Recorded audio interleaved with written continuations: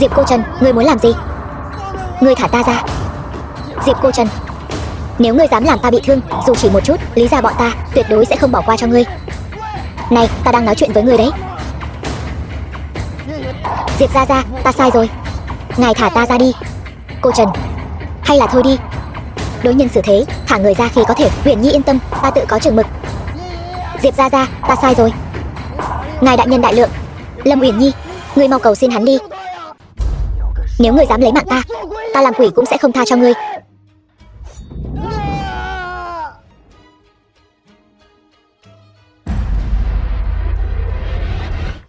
Muốn uống rượu sao? Anh đây uống với em. Nào, thả bọn họ ra.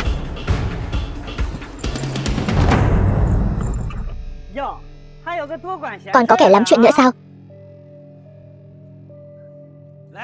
Lại đây, chém vào đây. Cái dạng hèn nhát của ngươi, còn muốn anh hùng cứu mỹ nhân. Nhớ kỹ, giả vờ như không thấy gì cả. Nhớ chưa? Khắc vào trong não đi. Này, định đối đầu với lão tử phải không? Lên cho ta. Cho hắn biết cái kết của anh hùng cứu mỹ nhân. Còn quán nướng chiến thần nữa chứ. Người thật là tâm cao hơn trời, mạng mỏng hơn giấy.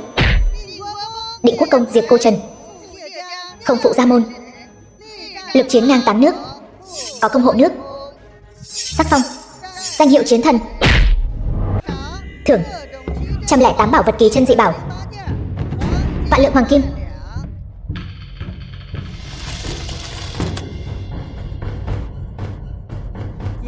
Diệp thống soái, sau này ngài phải cố gắng nhiều hơn nữa. Diệp Cô Trần nguyện vì thánh nhân phân yêu.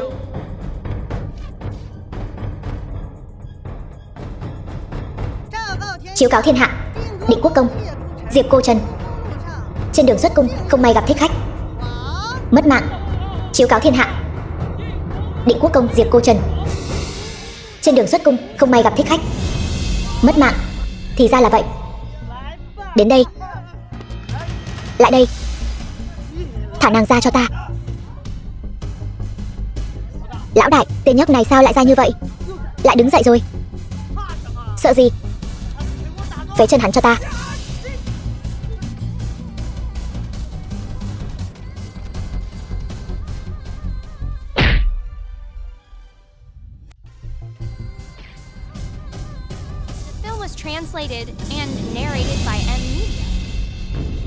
Chàng trai trẻ, may mà có anh. Nếu không, chúng tôi đã gặp nạn rồi. Đúng vậy, chàng trai trẻ, võ công của anh lợi hại như vậy, có muốn đến nhà tôi dạy tôi không?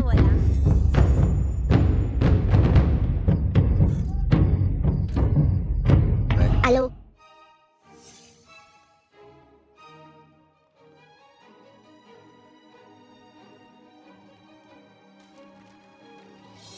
Uyển Nhi, gả cho ta đi. Sở thiếu gia, xin lỗi, tôi đã có vị hôn phu rồi. Lâm Uyển Nhi, con đang nói gì vậy? Mau đồng ý lời cầu hôn của sở thiếu gia đi. Lâm lão thái đừng vội. Uyển Nhi, chỉ cần cô bằng lòng gả cho ta, khắp thiên hạ này cô muốn gì cũng có. Sở thiếu gia, hôn sự này tôi không đồng ý.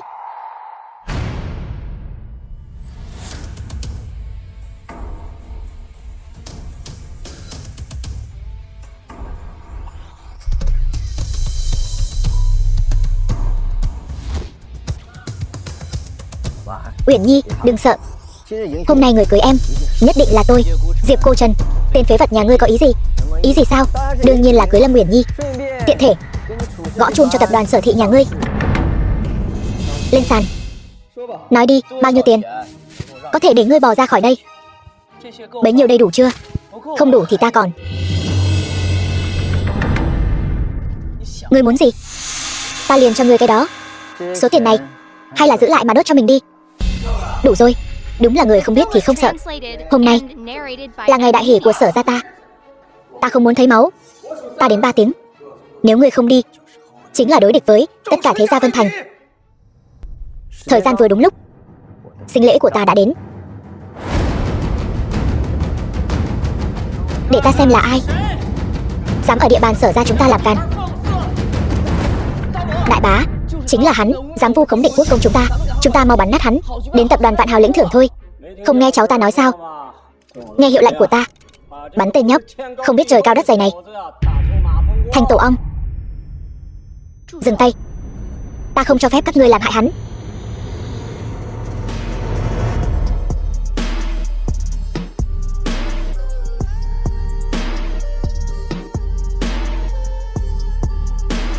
Đừng, Uyển Nhi.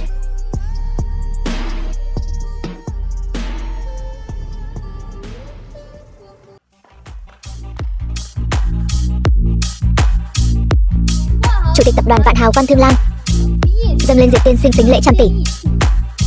Tập đoàn Vạn Hào đặc biệt dâng lên Diệp tiên sinh tặng bình lưu ly cực phẩm, một khối hán bạch ngọc. Vậy mà lại mang đến nhiều thứ quý giá như vậy. Cũng chỉ có người của tập đoàn Vạn Hào mới có thể làm ra chuyện hào phóng như vậy thôi. Không ngờ Diệp cô Trần này lại quen biết với Văn Thương Lan. Văn Thương Lan, chủ tịch tập đoàn Vạn Hào, dâng sính lễ 100 tỷ cho Diệp tiên sinh. Đây là sổ hoa. Lâm lão thái, đây là sính lễ 100 tỷ. Bây giờ ta đủ tư cách cưới Lâm Uyển Nhi rồi chứ? Sở thiếu gia này và Diệp cô Trần đều đem sính lễ 100 tỷ đến cưới Lâm Uyển Nhi. Bây giờ Lâm lão thái tha hồ mà chọn. Bà nội, bà còn do dự gì nữa? Cho dù tên phế vật Diệp cô Trần này thật sự có thể đưa ra sính lễ 100 tỷ, nhưng gia thế nhà họ Sở sao có thể đặt chung mâm với Diệp gia được? Sở gia cho dù không bỏ ra một đồng nào, chỉ cần dùng quyền thế cũng có thể đè nát Diệp cô Trần. Đúng vậy, tưởng có vài đồng tiền bẩn thì ghê gớm lắm sao? Quan trọng là quyền thế. Có quyền thế, đừng nói là 100 tỷ, dù là ngàn tỷ cũng chỉ là chuyện trong nháy mắt. Con gái, con đừng có ngốc. Cho dù hắn Diệp cô Trần có nhiều tiền đến đâu thì hắn cũng chỉ là một kẻ mới giàu thôi. Hắn ta với quyền thế vĩnh viễn không dính dáng gì đến nhau. Con mau nói với bà nội, con chọn Sở thiếu gia.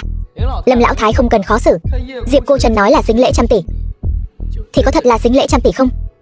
Ta thấy những người này và lễ vật của hắn nhiều nhất là do hắn bỏ 10.000 ra thuê mà thôi. Lâm lão thái, đây là hàng thật giá thật, hợp đồng của tập đoàn Vạn Hào.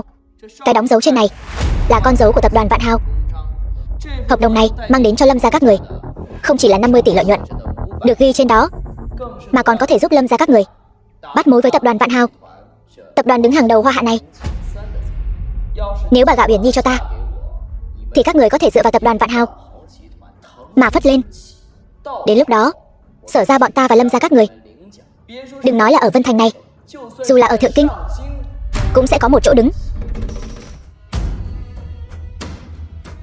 Sao nào, ngươi còn muốn xem hợp đồng này là thật hay giả sao? Cô bé, Diệp cô Trần bỏ ra bao nhiêu tiền để thuê ngươi một ngày vậy? Ta trả gấp 10 lần. Tối nay ngươi và Uyển Nhi cùng hầu hạ ta. Thế nào? Hợp đồng này hủy bỏ rồi. Ngươi dám xé nát hợp đồng này? Ngươi có biết nếu Văn Thương Lan biết chuyện này, Sở ra chúng ta cũng không thể toàn mạng rút lui không? Ta đương nhiên biết. Biết còn dám làm vậy? Ngươi muốn hại Sở ra chúng ta. Ngươi dám đánh ta? Sở Thiên, cầm miệng. Văn tổng, lâu rồi không gặp. Rất vui được gặp cô. Sở thành chủ thật là tao nhã, lại có thể nhận ra ta. Ngươi không nói một lời, cứ nhìn ta đến bây giờ. Ngươi là coi thường ta, hay là coi thường tập đoàn Vạn Hào? Chẳng lẽ còn coi thường Định Quốc công sau lưng ta? Nói đùa thôi, ta chỉ là không ngờ tới chủ tịch Văn vì cái tên Diệp gia mồ côi này lộ diện đối nghịch với Sở gia ta và Vân Thành chúng thế gia. Hiện tại xem ra là ta tính sai rồi. Đại bá, nàng thật sự là Văn Thương Lan sao? Phải.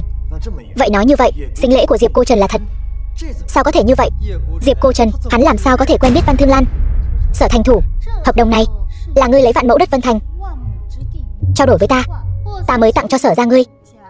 Bất quá, hiện tại xem ra giao dịch này phải chấm dứt rồi. Không sao, chỉ là 50 tỷ nhỏ nhoi. Với Sở ra ta chỉ là con bò rụng lông. Ngược lại là Văn tổng với chúng thế gia Vân Thành đối nghịch, e là về sau tập đoàn Vạn Hào ở Vân Thành khó mà đặt chân nổi rồi. Sở thành thủ nói như vậy là muốn phong sát tập đoàn Vạn Hào của ta rồi. Không dám. Ta chỉ là nhắc nhở Văn tổng ngươi cân nhắc hành động của ngày hôm nay có đáng giá hay không. Đừng hối hận đấy. Có thể vì Diệp tiên sinh làm việc là vinh hạnh của ta. Ta tuyệt đối không hối hận. Tốt. Lâm lão thái, hôm nay sính lễ 100 tỷ của Sở gia ta vì cớ sự chỉ còn lại 60 tỷ. Có thể nể mặt ta Sở Hùng, chuyện cưới hỏi ở Lâm gia chỉ hoãn vài ngày không? Đến lúc đó Sở gia ta nhất định cho Lâm gia một câu trả lời hài lòng. Tất nhiên rồi. Nếu Sở thành thủ đã mở lời, ta Lâm lão thái nói thêm gì nữa đều không thích hợp rồi. Được. Hay cho ngươi, Diệp cô Trần, ta tuy không biết ngươi dùng thủ đoạn gì có thể thuyết phục Văn Thương Lan đến giúp ngươi, nhưng nàng giúp được ngươi nhất thời, giúp được ngươi cả đời sao? Thừa dịp Sở gia ta còn chưa động thủ với ngươi, tự mình ngoan ngoãn cút khỏi Vân Thành. Dù không có Văn Thương Lan bảo vệ ta, ngươi nghĩ Sở gia các ngươi có thể động được ta sao? Nếu các ngươi vẫn u mê đối nghịch với ta, ta không ngại tặng cho Sở gia các ngươi mỗi người một cỗ quan tài. Khẩu khí thật lớn, ta sợ quá đi mất. Uyển Nhi, chúng ta đi. Uyển Nhi, Lâm Uyển Nhi, mỗi ngàn vạn lần đừng ngủ với hắn đó, ta mấy ngày nữa sẽ đến cầu hôn muội. Không có đàn bà, ngươi sống không nổi phải không? Sở ra chúng ta sao lại sinh ra cái tên phế vật như ngươi chứ? Vì một chiếc xe tốt. Hai vị muốn mua xe sao? Xin lỗi, đại lý xe Super của chúng tôi trực thuộc tập đoàn Chu Tước, câu lạc bộ xe sang trọng số 1 Hoa Hạ, chỉ phục vụ hội viên. Nếu hai vị muốn mua xe, cần phải gia nhập hội. Gia nhập hội như thế nào? Hội viên nạp từ 100 triệu trở lên, 500 triệu là hội viên thẻ vàng, 1 tỷ là hội viên thẻ kim cương, 5 tỷ là hội viên thẻ tinh diệu. Không biết tiên sinh muốn hạng nào? Cô Trần, ta không thích nơi này, chúng ta đi thôi. Là không thích hay là không mua nổi, tự cô biết rõ trong lòng. Đừng có chuyện ra ngoài, nói chúng tôi phục vụ kém. Ta khuyên cô tìm đàn ông phải sáng mắt ra, đừng chỉ ngủ với người ta mà chẳng được lợi lộc gì. Vậy cô ngủ với khách bao nhiêu lần rồi? Được lợi lộc gì? Ngươi, cho dù lão nương chẳng được lợi lộc gì, cũng hơn ngủ với tên phế vật có 100 triệu cũng không lấy ra nổi này. Cút nhanh đi, không cút ta gọi bảo vệ đấy. Đây chẳng phải là kẻ gây rối buổi ra mắt của Sở gia Diệp cô Trần sao? Sao Văn Thương Lan cho ngươi tiền để ngươi đến mua xe sao? Lý thiếu gia, ngươi đến thật đúng lúc, tên phế vật này bắt nạt ta. Diệp cô Trần, ngươi, tên phế vật này thật thú vị. Ngươi hoặc là giống như ta, lấy tiền nạp hội viên, hoặc là tự mình cút ra ngoài, làm khó cô nương nhà người ta làm gì. Thôi đi, cái là ngươi làm cả tháng cũng chẳng kiếm nổi 10.000, đồ nghèo hèn. Nói mãi không hiểu, ta ghét nhất cái bọn nghèo hèn các ngươi, cái thói bẩn tiện này. Không có tiền còn sĩ diện, cút đi. Cô Trần, chúng ta đừng chấp bọn họ, chúng ta đi thôi. Chiếc xe đắt nhất của cửa hàng các người là chiếc nào? Ta mua. Diệp cô Trần, ngươi giả vờ đến nghiện rồi sao? Văn Thương Lan vì ngươi khiến tập đoàn Vạn Hào trở thành bia ngắm cho mọi người. Ngươi có biết rằng nàng ấy giờ đâu còn tâm trí mà lo cho ngươi? Biết điều thì cút nhanh đi, đừng đợi bảo vệ đến đuổi ngươi ra ngoài, mất mặt lắm. Vậy chúng ta đánh cược đi. Nếu hôm nay ta có thể mua được chiếc xe đắt nhất từ cửa hàng của các ngươi, thì hai thứ khinh người các ngươi phải quỳ xuống dập đầu xin lỗi ta và Uyển Nhi. Được thôi, nếu tên phế vật nhà ngươi không mua được thì sao? Ta Diệp cô Trần mặc các ngươi xử lý. Được, thằng nhãi này gan thật. Nếu ngươi thua, ta muốn ngươi quỳ xuống đất nhìn Uyển Nhi hầu hạ ta. Uyển Nhi, ta cũng muốn nàng từ lâu rồi. Trước khi Sở thiếu gia chơi nàng, ta thay hắn dạy dỗ nàng một chút, thế nào? Lý thiếu gia, vậy còn tôi? Tất nhiên là cùng nhau rồi. Uyển Nhi, đừng sợ, nàng là nữ nhân của ta, ta tuyệt đối sẽ không để bất kỳ nam nhân nào chạm vào nàng. Nếu ngươi thua, ta muốn 3 cái chân của ngươi. Không vấn đề.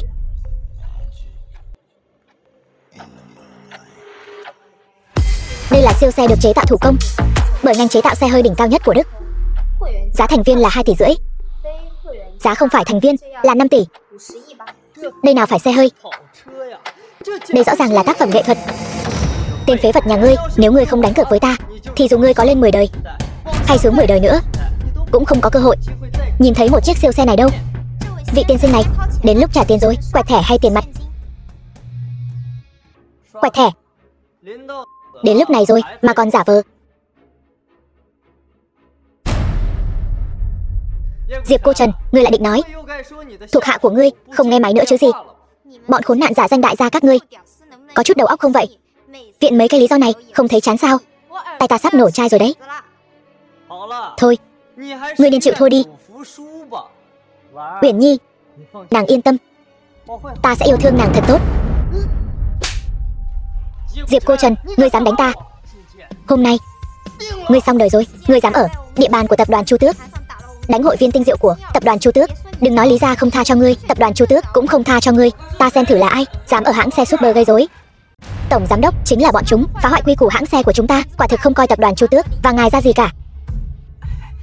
Lý thiếu gia, ngài không sao chứ? Chu Châu, lão tử hôm nay nói cho ngươi biết, nếu ngươi không xử lý tốt chuyện này, ta sẽ trả thẻ. Ta xem tổng bộ tập đoàn Chu Tước, nếu biết chuyện này, ngươi còn có thể ở lại tập đoàn nữa không? Lý thiếu gia, đừng giận. Thằng nhãi danh, dám động vào Lý thiếu gia của bọn ta. Ngươi chán sống rồi phải không? Nhưng rất tiếc, hôm nay ngươi gặp ta.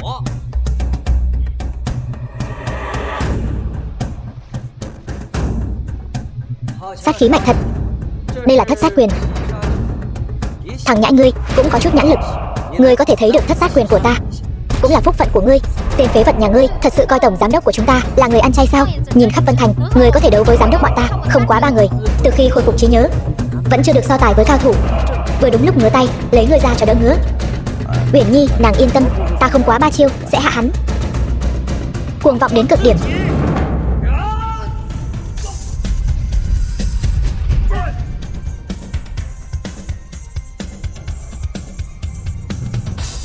Sao có thể như vậy? Đây chính là thất sát quyền của ngươi sao?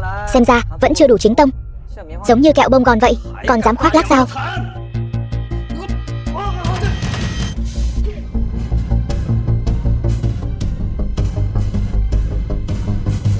Hai chiêu. Sao ngươi lại có thể có thất sát quyền của thất sát môn ta? Tại sao không thể? Thất sát quyền này vốn là do ta sáng tạo ra. Võ công thiên hạ, một nửa xuất phát từ Diệp gia ta, một nửa ở trong bảo khố Diệp gia ta. Người rốt cuộc là ai? Tiểu bối vô danh, nhưng người còn chưa xứng để biết thân phận của ta. 2 chiêu rồi, người đã thua. Người chưa ngã thì không tính là thua.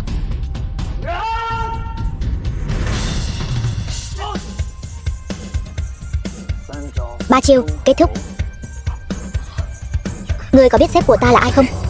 Không hứng thú, nhưng với tư cách là một võ giả, lâm trận cầu xin là một sỉ nhục lớn. Cô ấy chính là người trong 3 thiên kim ở Thượng Kinh. Thiên kim Thẩm gia, giàu có địch quốc, tổng tài của tập đoàn Chu Tước, Thẩm Tinh Nguyệt. Nếu ngươi lấy mạng ta, tập đoàn Chu Tước và Thẩm gia chắc chắn sẽ không bỏ qua cho ngươi. Thẩm Tinh Nguyệt, ta là Thẩm Tinh Nguyệt, không muốn nợ ân tình của người khác. Đây là thẻ hắc kim Chu Tước của tập đoàn Chu Tước. Ta sẽ đáp ứng cho ngươi 3 điều ước. Đây là hãng xe của cô ấy. Diệp cô Trần, ngươi cũng có lúc sợ hãi sao?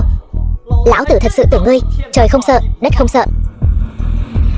Nếu ngươi đã trung thành với Thẩm Tinh Nguyệt, vậy ngươi có nhận ra tấm thẻ này không?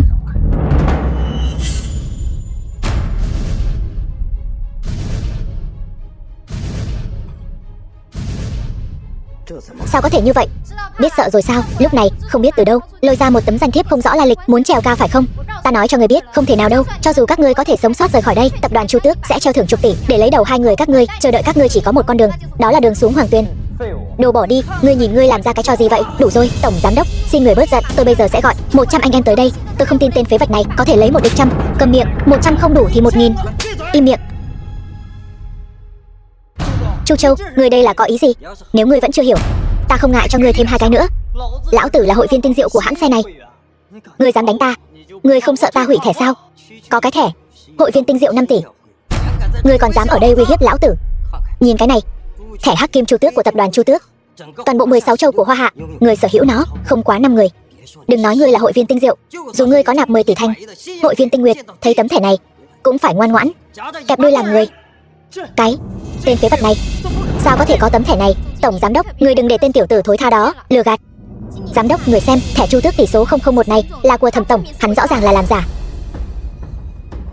Được lắm tiểu tử, ngươi dám lừa ta. Ngươi giả vờ cũng phải giả vờ cho giống một chút. Ngươi làm giả một cái thẻ của Thẩm tổng để lừa ta, ngươi có ý gì? Tấm thẻ này vốn dĩ là nàng ấy tặng ta. Ngươi nói đùa gì vậy? Ta muốn gặp Thẩm tổng một chút, xếp hàng cũng phải xếp nửa năm. Một tên phế vật Diệp gia như ngươi muốn gặp là gặp được sao? Ngươi coi Thẩm tổng là chó nhà ngươi, muốn dắt là được hay sao? Lão tử hôm nay dù thế nào cũng phải dạy dỗ ngươi một trận. Thật hay giả, tự mình gọi điện thoại hỏi một chút chẳng phải sẽ biết sao? Tổng giám đốc, cần gì phải xác nhận nữa? Tên phế vật này nhất định là kẻ lừa đảo. Im miệng. Thư ký Nhã. Sao vậy? Thư ký Nhã, chào cô, tôi có việc muốn nói với cô một chút. Nói đi. Là có một vị tiên sinh họ Diệp đến chỗ chúng tôi mua xe, tôi muốn hỏi cô về anh ta. Anh ta là Diệp cô Trần sao? Đúng, chính là hắn, là ở Vân Thành, tổng giám đốc Chu của hãng xe Super. Tổng giám đốc Chu đưa điện thoại cho hắn. Được.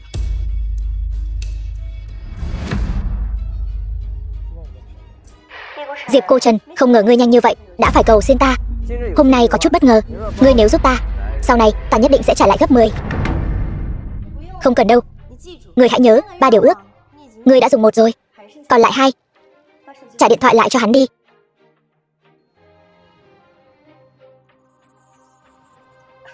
Alo, Giám đốc Chu, anh nghe cho rõ đây.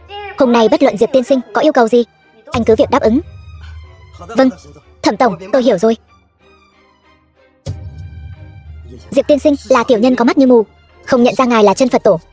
Thẩm tổng, chúng tôi nói rằng hôm nay nếu ngài nhìn trúng bất kỳ chiếc xe nào ở đây, ngài cứ việc lái đi. Nếu ngài vẫn chưa hài lòng, toàn bộ cửa hàng xe này đều có thể bồi thường cho ngài. Thẩm tổng, tên phế vật Diệp gia này, miệng thì nói không cần bồi thường, không quan tâm, nhưng kết quả thì sao? Quay người đi liền lấy xe sang. Đây chẳng phải là coi cô như kẻ ngốc sao? Tôi nói này, cô hủy hôn quả là đúng. Loại đàn ông như hắn, không cần nghĩ cũng biết, chắc chắn là kẻ ham hư vinh, chỉ biết ăn bám. Vốn dĩ là tôi thất hứa trước, hắn ta bất quá chỉ là đưa ra yêu cầu hợp lý thôi mà. Bây giờ cô nói với tôi những điều này là thấy tôi bồi thường không nổi sao? Hay là nói tôi không nên thực hiện lời hứa? Thẩm tổng, ra ngoài. Nhưng có một điều cô nói đúng, hủy hôn quả thực là đúng. Người xứng với Thẩm Tinh Nguyệt tôi, ngoài hoàng thất thượng kinh thì cũng chỉ còn lại vị đại nhân đó thôi. Chỉ tiếc là người đó đã mất mạng rồi. Còn đứng ngây ra đó làm gì? Mau đưa Diệp tiên sinh đi xem xe. Diệp tiên sinh, mời đi theo tôi. Không cần đâu, tôi thấy chiếc Zeton này cũng khá được. Cả triển lãm xe này cũng chỉ có chiếc xe này xứng với thân phận của Huyền Nhi. Được, tôi sẽ làm thủ tục cho ngài ngay bây giờ. Chờ đã. Diệp tiên sinh, lại sao nữa? Vụ cá cược vừa rồi, cô và Lý thiếu gia có thể thực hiện được rồi đó. Tôi chỉ nói đùa thôi. Anh xem, anh nghiêm túc quá rồi đấy. Đúng, Lý thiếu gia vừa rồi, anh nghĩ tôi đang đùa với anh sao? Cô Trần, hay là thôi đi. Uyển Nhi, nếu bọn họ sỉ nhục tôi cũng sẽ nhịn. Nhưng bọn họ sỉ nhục em, tôi phải đòi lại công bằng cho em. Không nghe thấy Diệp tiên sinh nói gì sao? Vừa rồi cá cược thế nào, bây giờ thực hiện thế ấy. Nếu không, tôi sẽ bán anh sang miến điện làm gà. Diệp tiên sinh, Diệp phu nhân, là tôi sai rồi. Xin hai người hãy vì tôi, thân phận thấp hèn, mà tha thứ cho tôi. Diệp cô Trần, anh đừng câm miệng. Mau quỳ xuống xin lỗi. Nếu không xin lỗi, tôi sẽ phế anh có tin không? Diệp cô Trần, hôm nay đúng là lỗi của tôi. Tôi xin lỗi anh và Lâm Uyển Nhi. Diệp cô Trần, lời xin lỗi nên nói, tôi đã nói rồi. Chuyện này có thể cho qua được rồi chứ? Không đủ, ta còn muốn lấy 3 cái chân của ngươi. Anh đừng có quá đáng. Anh nghĩ lý ra là bọn ăn không ngồi rồi hay sao? Hôm nay ta cứ quá đáng đấy. Ngươi nếu bất mãn, lý ra vong mạng.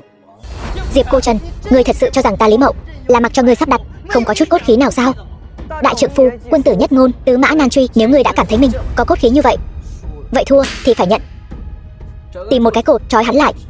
Ta muốn tự mình lấy 3 cái chân của hắn. Ngươi, Diệp tiên sinh, ngài yên tâm, ta sẽ đi sắp xếp ngay. Đi, ngươi dám. Diệp cô Trần, ngươi muốn làm gì? Ngươi thả ta ra. Diệp cô Trần, nếu ngươi dám làm ta bị thương dù chỉ một chút, lý ra bọn ta tuyệt đối sẽ không bỏ qua cho ngươi. Này, ta đang nói chuyện với ngươi đấy. Diệp gia gia, ta sai rồi. Ngài thả ta ra đi. Cô Trần, hay là thôi đi. Đối nhân xử thế, thả người ra khi có thể. Uyển Nhi yên tâm, ta tự có chừng mực. Diệp gia gia, ta sai rồi. Ngài đại nhân đại lượng. Lâm Uyển Nhi, ngươi mau cầu xin hắn đi. Nếu ngươi dám lấy mạng ta làm quỷ cũng sẽ không tha cho ngươi.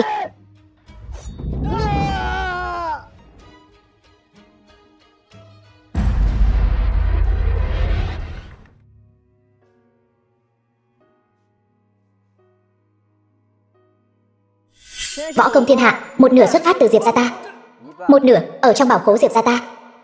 Diệp gia gia, con sai rồi. Cô mau cầu xin anh ấy đi. Cô Trần, cô Trần của hôm nay sao lại khiến tôi cảm thấy xa lạ đến vậy? The film was translated and narrated by M Media.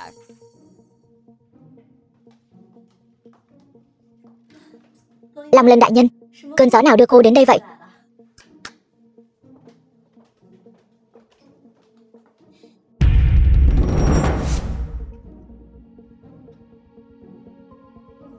Lam Lân đại nhân, cô đây là có ý gì?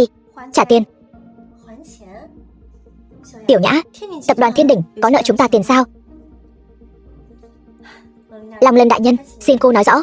Nếu không, thì số tiền này tôi cũng không dám nhận. Thân phận của vị đại nhân đó ta không tiện tiết lộ, nhưng hôm qua các người hẳn là có cho vay một khoản tiền, mà số tiền ở đây, hợp đồng, thẻ ngân hàng, cộng lại có giá trị tổng cộng 50 tỷ. Ta chỉ có thể nói đến đây thôi.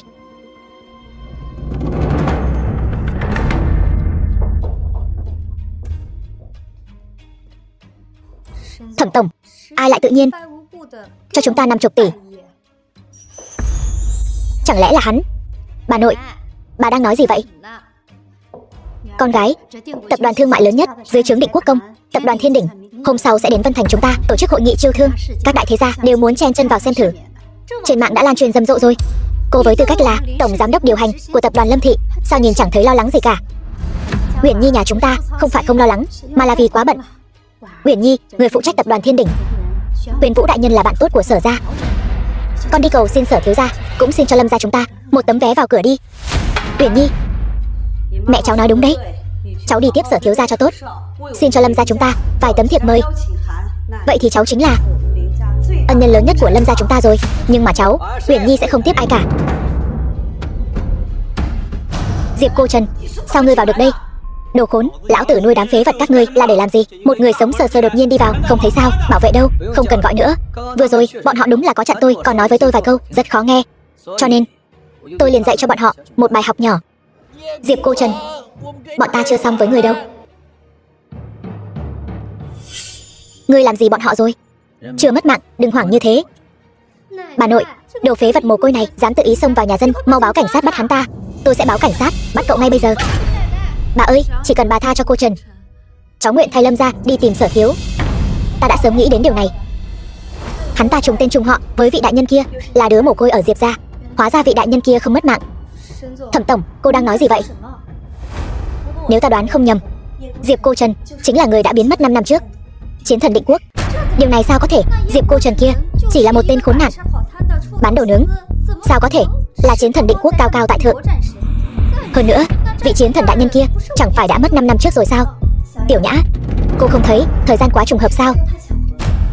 5 năm trước, tin tức từ Hoàng Thành truyền đến chiến thần Định Quốc vong mạng. Vài tháng sau, Diệp cô Trần xuất hiện tại Vân Thành. Hôm qua, hắn ta vừa mới ở hãng xe Super lấy một chiếc xe trị giá 5 tỷ. Hôm nay lại ra lệnh cho Long Lân bồi thường gấp 10 lần. Hiện nay, ngoại trừ chiến thần Định Quốc, còn ai có thể ra lệnh cho Long Lân chứ? Vậy nên, thật sự là hắn ta. Hôm sau, cùng ta đến Vân Thành một chuyến. Đồ phế vật, người có nghe thấy không? Còn không mau cút khỏi Lâm gia bọn ta. Uyển Nhi, em yên tâm, hôm nay bọn họ không thể nào đuổi tôi ra khỏi đây, trừ phi bọn họ không muốn thư mời hội nghị chiêu thương của tập đoàn Thiên Đỉnh. Tai tôi không nghe nhầm chứ? Tên phế vật này lại dám nói hắn có thể lấy được thư mời của tập đoàn Thiên Đỉnh. Ngươi có biết hiện tại thư mời của tập đoàn Thiên Đỉnh trên chợ đen được giao bán với giá bao nhiêu một tấm không? Chính là 1 tỷ một tấm đó. Cho dù tên phế vật nhà ngươi có Văn Thương Lan chống lưng, nhưng thư mời này há là thứ mà một tên nghèo kiết xác như ngươi có thể chạm vào. Không có sự cho phép của tứ đại gia tộc, hay là ngươi không vào được hội trường đâu. Con gái ngoan của ta, con xem con tìm được loại người gì đây? Ngoài khoác lác ra còn biết làm gì nữa? Các người nói tôi khoác lác, vậy các người xem đây là gì? Diệp cô Trần, mỗi lần ngươi lừa người đúng là chịu chơi thật đấy. Hôm qua là thuê diễn viên, hôm nay là thuê đạo cụ. Cái lương 3 cọc 3 đồng của ngươi chịu nổi cách tiêu xài hoang phí này sao? Hay cho một tên phế vật? Ta suýt chút nữa bị ngươi lừa rồi. Cô Trần, anh mau đi đi. Nếu bà nội nổi giận thì anh thật sự không đi được đâu. Vợ ngốc, tôi có thể lừa ai chứ tuyệt đối không lừa em. Thật hay giả, tự các người xem đi. Ta xem ngươi còn giả vờ được đến bao giờ. Thư mời hội nghị chiêu thương. Bà nội, thư mời này là thật. Cái gì? Bà xem, quả nhiên là thật.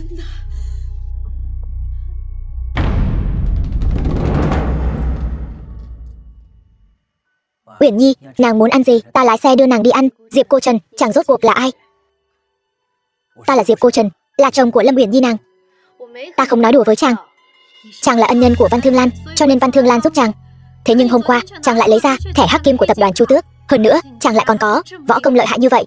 Diệp cô Trần, chàng rốt cuộc còn bao nhiêu chuyện mà ta không biết. Uyển Nhi, đợi sau hội nghị chiêu thương của tập đoàn Thiên Đỉnh, ta sẽ nói cho nàng biết tất cả những gì nàng muốn biết. Tin tưởng ta được không?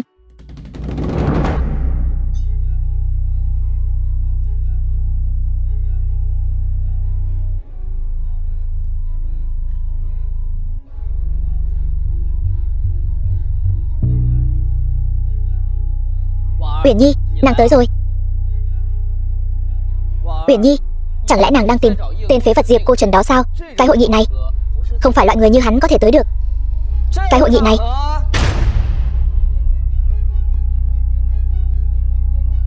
quả thật, đám ô hợp các ngươi ở Vân Thành có thể tham gia buổi hội nghị này, thật sự là vinh hạnh của các ngươi, Diệp Cô Trần. Vậy theo ý ngươi là bọn ta đều không xứng, chỉ có ngươi là xứng. Đúng là ý đó. Nhưng mà trừ Uyển Nhi ra, ngươi chán sống. Sở Thiếu, ngươi đừng giận mà. Nếu ngươi ở tập đoàn Thiên Đỉnh, ở buổi chiêu thương lại đánh người, chính là chọc giận Huyền Vũ đại nhân. Diệp Cô Trần, đừng tưởng ngươi có Văn Thương Lan chống lưng là ghê gớm. Đợi lát nữa, ngươi và con tiện nhân đó sẽ hòa khóc cho mà xem.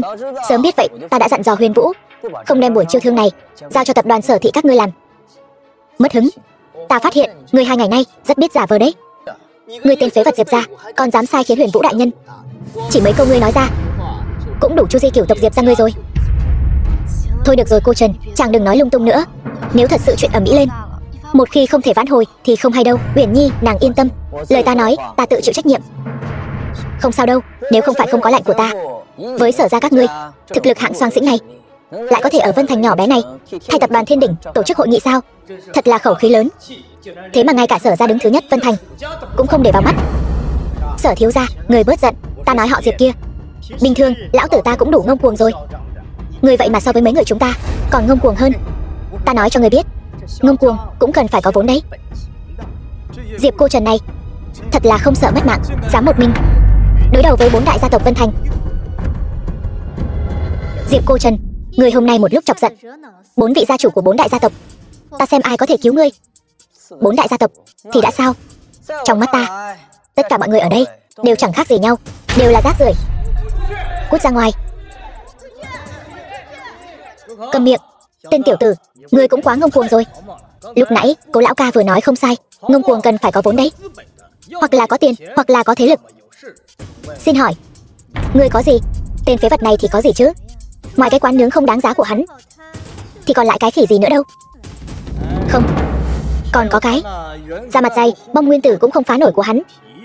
Diệp Cô Trần, ta biết lá bài tẩy của ngươi là Văn Thương Lan, nhưng ngươi sẽ không thật sự nghĩ rằng Văn Thương Lan sẽ vì tên phế vật như ngươi mà lên tiếng chứ? Đúng vậy, cho dù Văn Thương Lan có ngốc đến đâu cũng sẽ không vì một tên phế vật mà đối đầu với 4 đại gia tộc Vân Thành. Ngươi xem, nàng ta bây giờ còn chưa tới, là sợ bị ngươi kéo xuống nước đấy. Văn Thương Lan, ta Diệp Cô Trần chưa bao giờ dựa vào phụ nữ. Thôi được rồi, đừng nói nhảm với tên phế vật này nữa. Diệp Cô Trần, ta bây giờ cho ngươi 2 lựa chọn. Thứ nhất, ngươi bây giờ quỳ xuống cầu xin tha thứ cho ta. Thứ hai, ngươi cứ chờ mà bị đánh. Ngươi tự chọn đi. 2 lựa chọn này ta đều không thích.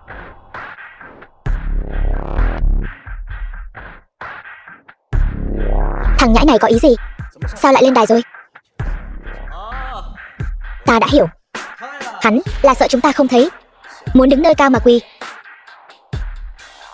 Vốn tưởng buổi hội chiêu thương này sẽ rất nhàm chán, nhưng mà ta thấy đám hề nhảy nhót các ngươi, không ngờ lại có một kẻ thú vị khác thường. Ta có thể cho các ngươi một lựa chọn. Các ngươi ngậm miệng lại, đứng yên đó. Có lẽ ta có thể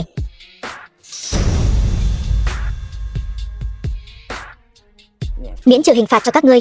Hắn lại dám ngồi vào chỗ của Huyền Vũ đại nhân. Nếu Huyền Vũ đại nhân biết được, chắc chắn sẽ giáng thiên phạt cho Vân Thành chúng ta. Bà ơi, bà nhìn tên điên đó kia, hắn không sợ mất mạng, nhưng Uyển Nhi lại tằng tựu với hắn. Bà nói xem, liệu có liên lụy đến Lâm gia chúng ta không? Diệp Cô Trần, tên trời đánh nhà ngươi, ngươi không sợ mất mạng thì đừng liên lụy đến Lâm gia bọn ta. Ta đếm đến 3, ngươi lập tức xuống cho ta.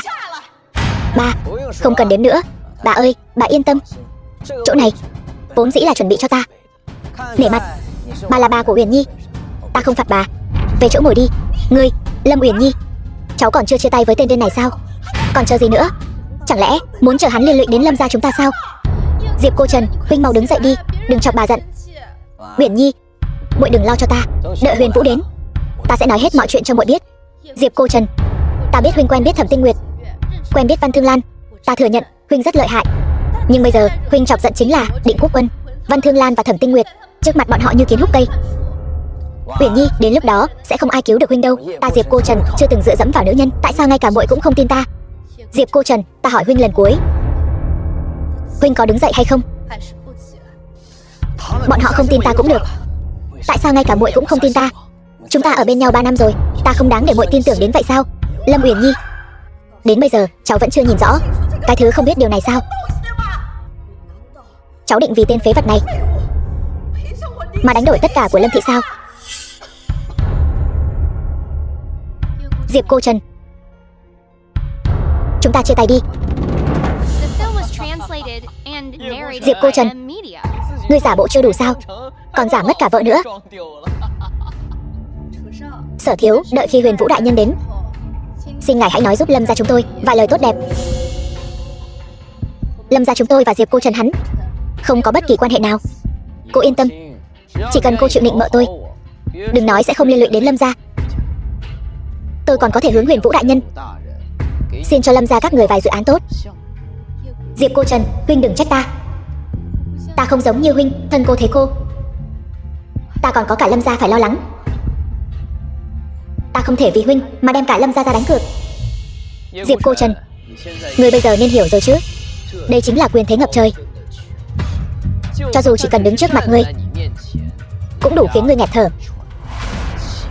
Lâm Uyển Nhi, ta cho muội thêm một cơ hội cuối cùng. Chỉ cần muội rút lại quyết định vừa rồi, ta có thể coi như chuyện gì cũng chưa từng xảy ra. Diệp Cô Trần, xem như chúng ta từng bên nhau bao nhiêu năm qua, ta cũng khuyên huynh một câu. Huynh tốt nhất nên rời đi ngay lập tức, có lẽ còn giữ được mạng sống. Nếu huynh vẫn cứ cố chấp chọc giận Huyền Vũ đại nhân thì không ai có thể cứu được huynh. Lâm Uyển Nhi, buổi chiêu thương của tập đoàn Thiên Đình này vốn dĩ là chuẩn bị cho muội. Muội vốn có thể không khuất phục trước bất kỳ ai, khiến Lâm gia trở thành gia tộc đứng đầu Vân Thành. Tiếc là bây giờ tất cả đã kết thúc. Thôi được rồi, Diệp Cô Trần, ngươi tên phế vật này đừng có nói khoác nữa. Muội ta rời bỏ ngươi là quyết định đúng đắn nhất mà cô ấy từng làm trong đời. Diệp Cô Trần, bây giờ trong phòng đều là camera giám sát, ngươi đã là một cái xác rồi. Nếu ngươi chọn tự ngủm tạ tội thì còn giữ được toàn thây, nếu không sẽ phải chịu khổ hình lăng trì. Vậy thì cảm ơn ý tốt của Sở thiếu gia. Ta không cần. Không sao chứ, Sở thiếu gia. Ngươi thật sự quá độc ác. Sở thiếu gia đã đối xử với ngươi hết lòng, ngươi lại lấy oán báo ân. Hôm nay lão phu sẽ lấy ra ngươi, lấy gân ngươi ra để làm gương. Người đâu? Ta xem hôm nay ai dám động vào Diệp tiên sinh. Diệp tiên sinh, ngài cứ yên tâm, 3 vệ sĩ phía sau này đều là cao thủ hàng đầu, do ta tuyển chọn kỹ càng. Hôm nay, trừ khi hắn bước qua sát chúng ta, nếu không đừng hòng làm hại ngài dù chỉ một chút. Làm tốt lắm. Đợi Huyền Vũ đến, ta sẽ để hắn khen thưởng ngươi. Được làm việc cho Diệp tiên sinh, không cầu bất kỳ hồi báo nào. Văn Thương Lan, ngươi có phải đầu óc hỏng rồi không? Lại cùng với đứa con rơi Diệp ra này diễn trò. Văn Thương Lan, ta hỏi ngươi lần cuối, ngươi thật sự muốn bảo vệ tên phế vật này mà đối đầu với 4 đại gia tộc chúng ta? Đừng nói là 4 đại gia tộc Vân Thành, cho dù là toàn bộ các thế gia ở Vân Thành cộng lại cũng không bằng nửa phần kính trọng của ta dành cho Diệp tiên sinh. Văn Thương Lan, tập đoàn Vạn Hào của ngươi quả thực là tập đoàn tài chính lớn nhất Vân Thành, nhưng 4 đại gia tộc chúng ta nếu liên thủ với nhau quyết tâm khai chiến với tập đoàn Vạn Hào, thử hỏi tập đoàn Vạn Hào nhà ngươi lại có mấy phần thắng? Văn Thương Lan, nếu ngươi muốn đàn ông thì cứ nói thẳng ra. Ở Vân Thành chúng ta trai tài gái sắc nhiều vô kể, hà cớ gì ngươi phải vì tên phế vật này mà chôn vùi cả tiền đồ rộng mở của mình? Văn tổng, Thiên Kim Lâm gia Lâm Uyển Nhi đã bỏ tên phế vật này mà đi, ngươi hà tất phải khổ sở níu kéo? Đã nói biết thời thế mới là Trang Tuấn Kiệt. Nếu ngươi bằng lòng, ta có thể cho ngươi làm vợ lớn, Uyển Nhi làm vợ bé. Chỉ cần hai ta liên thủ, cả Vân Thành này chẳng phải là của chúng ta sao? Lâm Uyển Nhi, ngươi lại dám chia tay với Diệp tiên sinh? Đúng, tôi và hắn đã chia tay. Trước đây ta không tài nào hiểu nổi Diệp tiên sinh cao cao tại thượng, sao lại để mắt tới một tiểu thư Lâm gia tầm thường như ngươi? Bây giờ thì không cần nữa. Lâm Uyển Nhi chia tay với Diệp tiên sinh sẽ là quyết định khiến ngươi hối hận nhất cuộc đời. Tôi Lâm Uyển Nhi làm việc gì cũng chưa từng hối hận. Hơn nữa, bây giờ tôi thấy những gì chị tôi nói đều đúng. Chia tay với Diệp cô Trần là quyết định đúng đắn nhất đời tôi. Thôi được rồi, Văn tổng, cho dù là tình nhân trong mắt Hóa Tây Thi thì ngươi cũng không cần phải ở đây làm khó em gái ta. Huống hồ bây giờ em gái ta đã chia tay với Diệp cô Trần, đây chính là thời cơ tốt để ngươi thăng chức đó. Ta khâm phục Diệp tiên sinh, nhưng tự biết mình không xứng, không dám vọng tưởng. Xem kia, đây chính là Văn Tổng, người nắm giữ tập đoàn tài chính lớn nhất Vân Thành. Đến cuối cùng vẫn không vượt qua được trữ tình. Dù sao cũng là phận nữ nhi, có thể hiểu được. Văn Thương Lan, tứ đại gia tộc bọn ta không phải chưa từng cho ngươi cơ hội. Đáng tiếc là ngươi không biết trân trọng. Ta tuyên bố, từ giờ phút này trở đi, tứ đại gia tộc chính thức phong sát tập đoàn Vạn Hào. Đồng thời, cắt đứt tất cả giao dịch làm ăn với tập đoàn Vạn Hào. Lưu gia chúng ta cũng cắt đứt tất cả giao dịch làm ăn với tập đoàn Vạn Hào. Lâm thị chúng ta cũng cắt đứt giao dịch làm ăn với Vạn Hào. Chúng ta cũng cắt đứt giao dịch làm ăn với Vạn Hào. Thấy chưa? Đây chính là hậu quả khi đắc tội với tứ đại gia tộc bọn ta. Nhưng cũng tốt, trên đường xuống Hoàng Tuyền, ngươi có thể cùng tên phế vật này làm một đôi uyên ương, tiêu dao khoái hoạt, vui vẻ vô tư lự. Coi như cũng toại nguyện tâm nguyện của ngươi.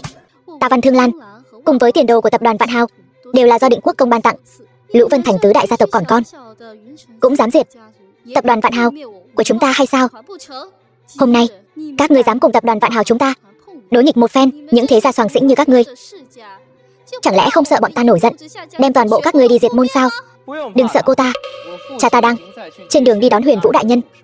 Đợi cha ta và Huyền Vũ đại nhân vừa đến, chúng ta liền ngay trước mặt Huyền Vũ đại nhân tố cáo cô ta một phen, xem Văn Thương Lan này có thể chịu đựng nổi thiên uy của Định Quốc quân hay không. Văn Thương Lan, cô thật sự cho rằng mấy anh em chúng tôi là kẻ ngốc sao? Nếu không có cơ hội như hôm nay, chúng tôi làm sao có thể cùng cô xé rách mặt? Nhưng đã dám cùng cô xé rách mặt, vậy thì có nghĩa là chúng tôi có nắm chắc 10 phần. Văn Tổng, sợ rồi chứ? Lão già này thèm thân thể cô đã lâu rồi. Nếu cô bằng lòng làm bà vợ thứ 13 của tôi sẽ nói với bọn họ có thể tha cho cô một mạng. Nếu cô bá bá đã có ý với Văn Thương Lan, vậy tôi đành lòng vứt bỏ, nhường lại cho cô bá bá. Văn Thương Lan, chỉ cần cô bằng lòng giao ra quyền khống chế tập đoàn Vạn Hào, tôi có thể xin Huyền Vũ đại nhân cầu tình. Cô thấy thế nào? Chán sống. Đừng sợ, ta vốn không muốn động thủ, nhưng các ngươi miệng thối lại còn tay hư. Xem ra ta phải dạy dỗ các ngươi một chút mới được. Tiểu tử, ngươi ở đây giả làm kẻ có tiền thì cũng thôi, còn dám ở đây giả làm người biết võ công. Ngươi thật sự cho rằng ở nơi này hôm nay không có ai trị được ngươi sao? Diệp Cô Trần, lần này giả bộ là giả bộ hại mình rồi. Vị vương bá bá này của tôi chính là kế tục cao nhân đắc đạo của Long Hổ Sơn. Bá bá một thân ngạnh khí công, danh chấn thiên hạ. Chỉ cần bá bá muốn, dùng một ngón tay út cũng có thể xử lý ngươi. Sở thiếu quá khen. Lão phu cũng đã tu luyện 10 mấy năm mệt mỏi, công lực này sớm đã không còn như xưa. Đợi lâu như vậy cũng mệt rồi. Tìm mấy người các ngươi hoạt động gân cốt một tí. Ngạnh khí công, thú vị. Chỉ bằng chúng ta tỉ thí một chút, xem thân thể ai cứng hơn. Ngươi muốn tỉ thí thế nào? Chúng ta mỗi người đánh đối phương 3 quyền. Các ngươi thua, để tứ đại gia tộc quỳ xuống xin lỗi Văn Thương Lan. Diệp tiên sinh, ngài không cần phải vì tôi. Nếu chúng tôi thắng thì sao? Các ngươi không phải muốn đầu của ta sao? Nếu ta thua, ta sẽ tự tay đem đầu cho các ngươi, tặng cho các ngươi. Lão phu ta sống trên đời này bao nhiêu năm, lần đầu tiên gặp có người vội vàng đi nộp mạng như vậy. Được, lão phu thành toàn cho ngươi. Không quá 3 quyền, lão phu nhất định tiễn ngươi về Tây Thiên. Nếu ngươi tự tin như vậy, vậy ngươi tới trước đi, chưa có làm ta thất vọng.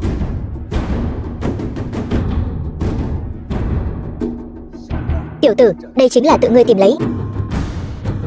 Tới đi. Sao có thể như vậy? Làm sao có thể? Diệp Cô Trần làm sao có thể không bị gì cả? Vương gia chủ nhiều năm không luyện, năng lực đã như người thường, nên không có khác biệt sao? Ngươi hiểu cái rắm? Bọn họ những người tập võ này dùng đều là nội kinh. Hiện tại thấy Diệp Cô Trần không có việc gì, thực tế ngũ tạng lục phủ của hắn không biết đã bị thương bao nhiêu. Quả nhiên là Sở thiếu, vẫn là ngươi hiểu biết nhiều. Này, sao có thể như vậy? Không cảm nhận được hắn dùng nội lực ngăn cản? Lẽ nào hắn hoàn toàn dựa vào sức lực của cơ thể mà đỡ được? Vương gia chủ, sao lại kinh ngạc như vậy? Còn 2 quyền. Vương bá bá không cần nương tay, nhanh chóng kết thúc sinh mệnh của tên phế vật này. Tiểu tử, vừa rồi chỉ là lão phu nhất thời sơ ý mà thôi. Lần này lão phu sẽ sử dụng 100% công lực. Người cứ chờ xuống Hoàng Tuyền đi. Mau tới đi, quyền vừa rồi của ngươi đánh ta xém ngủ gật. Hy vọng lần này đừng lại như gãi ngứa. Ngươi chán sống. Đây, chúng lão phu một quyền này, ngươi liền không còn khả năng sống sót. Người rốt cuộc có nghiêm túc hay không? Quyền vừa rồi của ngươi cũng xứng nói kế tục Long Hổ Sơn sao? Sao có thể như vậy? Tên phế vật này sao có thể mạnh như vậy? Ngậm cái miệng thối của ngươi lại. Ngươi không nói chuyện, không ai coi ngươi là câm. Sao có thể như vậy? Không thấy ngươi dùng nội lực ngăn cản, vì sao có thể đỡ được một quyền này của ta? Muốn học? Ta dạy ngươi. Ta rốt cuộc đã biết. Văn Thương Lan, vì sao có thể đối với ngươi một lòng một dạ như vậy? Không cần so nữa, Diệp tiên sinh, ta nhận thua. Vương bá bá, y bá là gì vậy? Trận thứ 3 còn chưa đánh mà. Vương Thiên Hổ, ngươi anh minh một đời, vậy mà giờ ra rồi lại trở thành trò cười của toàn Vân Thành. Câm miệng, các ngươi hiểu cái gì? Diệp tiên sinh, ta Vương Thiên Hổ biết sai rồi. Ta Vương Thiên Hổ nguyện dâng lên sinh mệnh của chính mình. Còn xin Diệp tiên sinh có thể tha thứ cho những người khác trong Vương gia. Ngươi hãy đi thực hiện lời hứa vừa nãy. Còn về thỉnh cầu của ngươi, ta sẽ cân nhắc. Tạ ơn Diệp tiên sinh.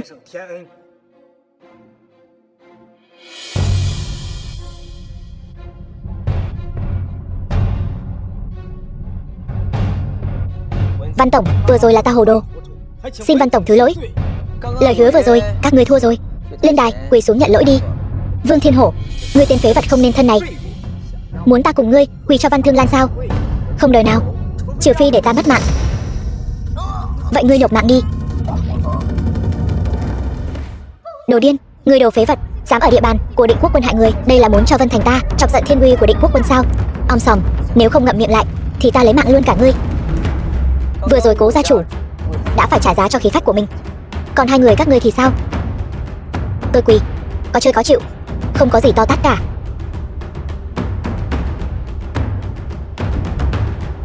Văn tổng, chúng tôi sai rồi. Diệp đại nhân đại lượng, tha cho chúng tôi đi. Sở thiếu gia, ngươi không thể quỳ được.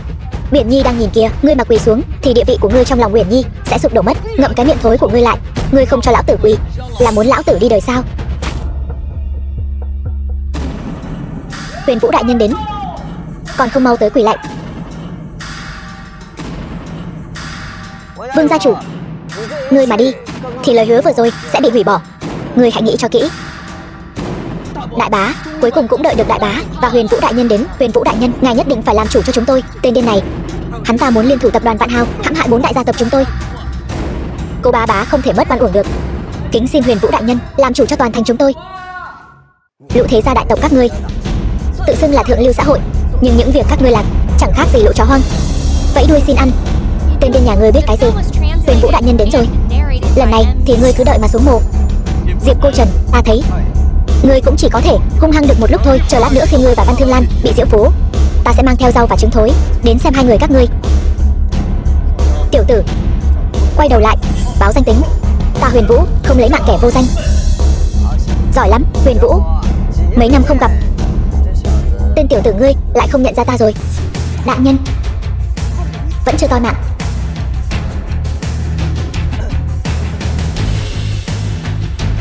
Huyền Vũ đại nhân, tên tiểu tử này là một tên điên, để ta dạy dỗ hắn cho ngài. Diệp cô Trần, ta biết ngươi chưa từng thấy qua việc đời, vậy ta sẽ giới thiệu cho ngươi rõ. Vị này chính là phó đô thống của Định Quốc quân. Huyền Vũ đại nhân là người chỉ đứng sau vị Long Lần thống soái cao cao tại thượng kia, là tổng chỉ huy tối cao của toàn bộ Định Quốc quân. Ta khuyên ngươi vẫn nên mau chóng quỳ xuống cầu xin tha thứ để Huyền Vũ đại nhân cho ngươi được toàn thây. Nếu ta không quỳ thì sao?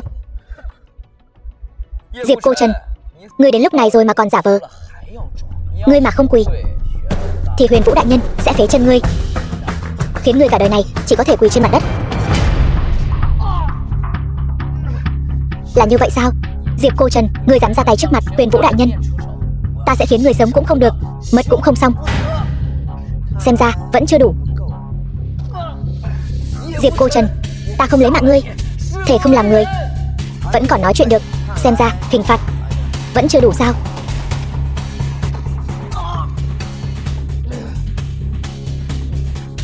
Tên điên này, cú đá này mà giáng xuống, sợ là Sở gia tuyệt hậu mất. Muội, hạnh phúc của muội sẽ tiêu tan đấy. Sở thành thủ, ngài mau khuyên Huyền Vũ đại nhân ra tay đi. Sở thiếu gia này sắp bị hắn ta xử lý rồi.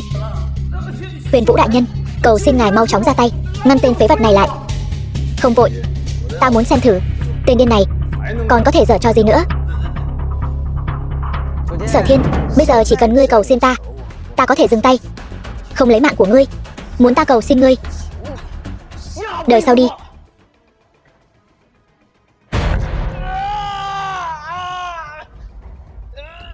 Diệp Cô Trần, có gan thì ngươi trước mặt Huyền Vũ đại nhân lấy mạng ta đi.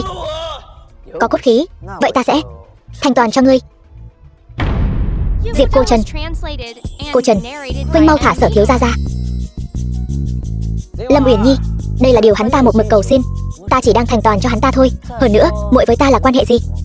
Tại sao ta phải nghe lời muội? Diệp Cô Trần, huynh có biết Sở Thiên, hắn là người thừa kế của Vân Thành Sở gia không? Huynh có biết hậu quả của việc xử Sở thiếu gia không? Đến lúc đó, Định Quốc Quân, Sở gia đều sẽ không bỏ qua cho huynh. Cho dù võ công huynh có cao cường đến đâu, huynh có thể một mình địch vạn người sao? Cho dù huynh may mắn trốn ra nước ngoài, lệnh truy nã của Định Quốc Quân cũng nhất định sẽ truy đuổi huynh đến tận cùng trời đất. Lâm Uyển Nhi, muội hãy nhận thức rõ hiện thực đi. Ta có thể đem tên phế vật Sở Thiên này dẫm dưới chân, ta cũng có thể gánh chịu hậu quả về sau. Địa vị cao quý mà muội sùng bái trong mắt ta cũng chỉ là bụi bặm dưới chân ta mà thôi. Sở Thiên, ta cho ngươi thêm một cơ hội nữa. Ta đến 3 tiếng, chỉ cần ngươi cầu xin ta, ta sẽ thả ngươi. 3, 2, 1. Diệp gia gia, cháu sai rồi. Cháu ngoan, biết sai là tốt rồi. Yên tâm đi, hôm nay sẽ không có ai lấy mạng ngươi. Đại bá, ta Thiên Nhi.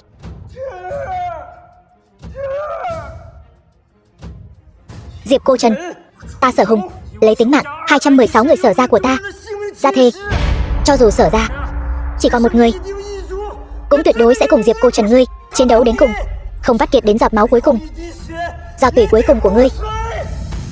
Sở gia ta thì không bỏ qua. Sở gia ta nguyện dâng lên tất cả, kính xin Huyền Vũ đại nhân chủ trì công đạo cho Sở gia ta. Huyền Vũ đại nhân, ngài có ý gì? Huyền Vũ đại nhân, ta đã hiểu, ngài trách tội chúng tôi sao? Vậy mà để tên tiểu tử này gây náo loạn long trời lở đất, chúng tôi thật sự đã tận lực rồi. Huyền Vũ đại nhân, xin ngài bớt giận, chỉ cần ngài giúp chúng tôi trừng trị tên phế vật đó, chúng tôi tứ đại gia tộc Vân Thành nguyện dâng lên tất cả. Xin ngài bớt giận. Huyền Vũ đại nhân, tên phế vật này lại có Văn Thương Lan chống lưng cho hắn, mà Văn Thương Lan lại được Định Quốc Quân chống lưng, chúng tôi cũng thật sự bất đắc dĩ.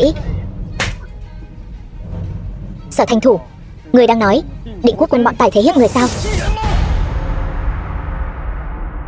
Cái này không dám.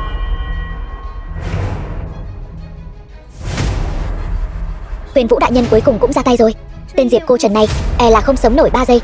Huyền Vũ, đã lâu không gặp, đồ phế vật, gặp Huyền Vũ đại nhân còn không mau quỳ xuống. Huyền Vũ bái kiến Diệp tiên sinh.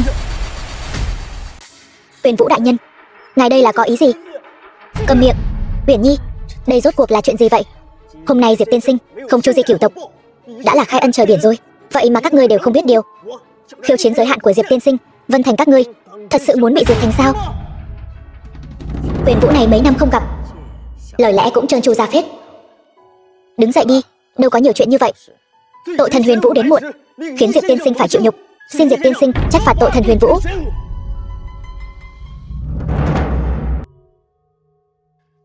Tạ ơn Diệp tiên sinh tha mạng. Diệp tiên sinh, những người này nên xử lý thế nào? Có gì mà phải do dự, chỉ là một đám thứ dân thôi, lấy mạng hết là được. Diệp Cô Trần, mấy ngày không gặp, thấy huynh lại đẹp trai hơn rồi. Này, ngươi là cái thá gì? Ở đây chính là nơi tụ hội những thế gia có thực lực nhất toàn Vân Thành, còn tiện nhân như ngươi vậy mà dám mắng bọn ta là thứ dân. Vị này là thiên kim của Thẩm gia, một trong 3 gia tộc đứng đầu thượng kinh, chủ tịch tập đoàn Chu Tước Thẩm Tinh Nguyệt đại nhân. Gọi ngươi một tiếng thứ dân là đã coi trọng ngươi rồi, còn dám nói bậy, ta sẽ lấy lưỡi ngươi. Cô ấy chính là Thẩm Tinh Nguyệt. Ngươi đang nghi ngờ Thẩm tổng nhà chúng ta sao? Tôi không dám. Nếu không phải Diệp tiên sinh ở đây, các ngươi lũ thứ dân này có thể gặp được tiểu thư nhà ta sao? Nếu còn có ai không hiểu đạo lý, nhìn sắc mặt mà nói chuyện, ta không ngại để hắn đầu thai, học làm người lại từ đầu. Xin lỗi, hiếm khi đến mấy cái trốn khỉ ho có gái này, vẫn chưa học được cách hòa nhập. Không sao, lần này muội đến đây làm gì? Ta nhớ ta đã trả tiền cho muội rồi. Chỉ 5 tỷ thôi mà. Huynh nghĩ ta lại nhỏ nhen như vậy sao? Vậy muội đến đây là? Thẩm Tinh Nguyệt, Thẩm gia thượng kinh, cầu xin Diệp tiên sinh cưới ta làm vợ. Muội, tên khốn Diệp Cô Trần này khi nào thì dây dưa với Thẩm Tinh Nguyệt vậy? Diệp Cô Trần này thật là ngông cuồng. Hóa ra không chỉ có tập đoàn Vạn Hào chống lưng, mà còn leo lên được Thẩm gia thượng kinh. Hóa ra Huyền Vũ này là kiêng nể Thẩm gia thượng kinh sao? Thẩm Tinh Nguyệt, muội đang ép hôn ta sao? Tinh Nguyệt không dám, chỉ cầu xin Diệp tiên sinh tha thứ cho sự ngu muội trước đây của Tinh Nguyệt.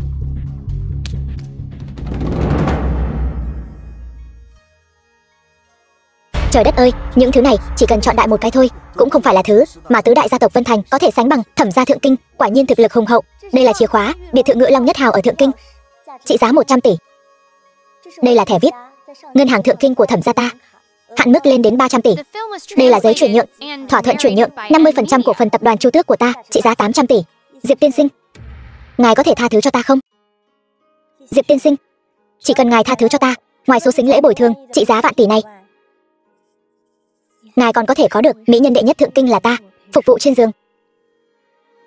Ta tin ngài sẽ không từ chối đâu nhỉ? Cảm ơn ý tốt của Thẩm tiểu thư, ta Diệp cô Trần chưa đến mức phải bán thân cầu sống. Huyền Vũ, ta hơi mệt rồi, chuyện ở đây ngươi xử lý trước đi. Vâng. Diệp cô Trần, chờ ta với. Được rồi, ta tuyên bố hội nghị chiêu thương của tập đoàn Thiên Đỉnh hủy bỏ. Các người sau này tự lo liệu lấy. Diệp cô Trần, đợi ta với. Diệp cô Trần, phải làm sao huynh mới đồng ý khôi phục hôn ước với ta? Chỉ cần huynh nói, ta nhất định sẽ làm được. Ta Diệp cô Trần, lấy vợ không xem trọng điều gì khác, chỉ xem trọng tâm ý của nàng ấy dành cho ta, bất kể là tài lực hay quyền lực, ta đều có thể cho nàng ấy. Vì vậy, Thẩm tiểu thư, chúng ta không hợp nhau. Diệp cô Trần, ngươi đừng quá đáng. Diệp cô Trần, cho dù ngươi từng là chiến thần Định Quốc, là Định Quốc công, là thống soái Định Quốc quân, thì đã sao? Ngươi bây giờ chỉ là một tên thường dân. Tiểu thư nhà ta bằng lòng hạ giá lấy ngươi, ngươi nên thắp hương cảm tạ đi. Chiếm được của hơi mà còn lên mặt, câm miệng. Trong mắt ngươi, ta là một người tầm thường vô vị, cho nên người ngươi nên khuyên không phải là ta, mà là tiểu thư nhà ngươi. Cho dù Diệp tiên sinh chỉ là một thường dân áo vải, chỉ cần huynh ấy muốn, liền có thể nắm lại Định Quốc quân, trở thành nhân vật vạn người kính ngưỡng. Há có thể để ngươi ở đây làm càn? Còn không mau xin lỗi Diệp tiên sinh. Xin lỗi. Hôm nay thật sự mệt mỏi, Thẩm Tinh Nguyệt, ta muốn nghỉ ngơi cho khỏe, muội đừng đến làm phiền ta nữa. Được. Vậy ta không quấy rầy huynh nữa. Nhưng mà ta sẽ không từ bỏ việc theo đuổi huynh. Được lắm. Uyển Nhi, ngươi thấy ta nói đúng không? Diệp cô Trần này đã sớm tàng tựu với đại tiểu thư Thẩm gia rồi. Khó trách tại hội chiêu thương đó, hắn cố ý chọc giận ngươi, chính là muốn ép ngươi chia tay với hắn, để hắn có thể ở bên đại tiểu thư Thẩm gia. Diệp cô Trần, những gì tỷ tỷ tôi nói là thật sao? Chúng ta đã chia tay rồi. Thật hay giả, có quan trọng không? Tôi thật sự mù mắt mới để ý đến anh. Lâm Uyển Nhi, Diệp cô Trần bây giờ là người đàn ông của ta, cô tốt nhất nên tôn trọng chàng một chút. Ngươi dám đánh người, ta không tin thiên hạ này không có vương pháp dám sổ bậy nữa, đánh cả ngươi luôn. Lâm Uyển Nhi, ban đầu ta còn đang nghĩ nên làm thế nào để khuyên ngươi rời khỏi cô Trần, nhưng người nữ nhân ngu ngốc này lại chủ động đề nghị chia tay trước, cũng coi như giúp ta bớt được không ít phiền phức.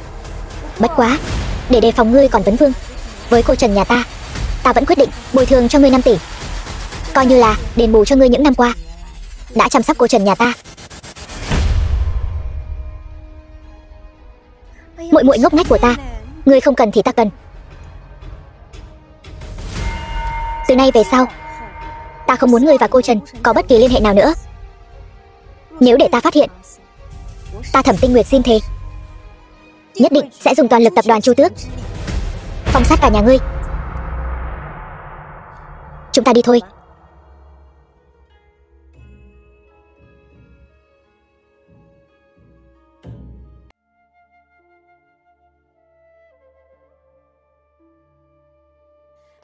Bà nội.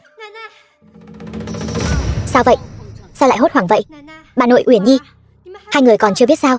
Tập đoàn Thiên Đỉnh này cuối cùng đã đưa hợp đồng hợp tác cho Lâm gia chúng ta rồi. Con nói gì cơ? Bà nội, con nói là Lâm gia chúng ta sắp trở thành gia tộc đứng đầu Vân Thành rồi. Thật là tốt quá, trời phù hộ. Nhưng mà chị, sao chúng ta lại có được hợp đồng của tập đoàn Thiên Đỉnh? Chuyện này có phải có gì đó? Em gái ngốc của tôi, em nghĩ nhiều làm gì? Chiều nay chính là lễ bàn giao của tập đoàn Thiên Đỉnh, em đi cùng chị là được rồi.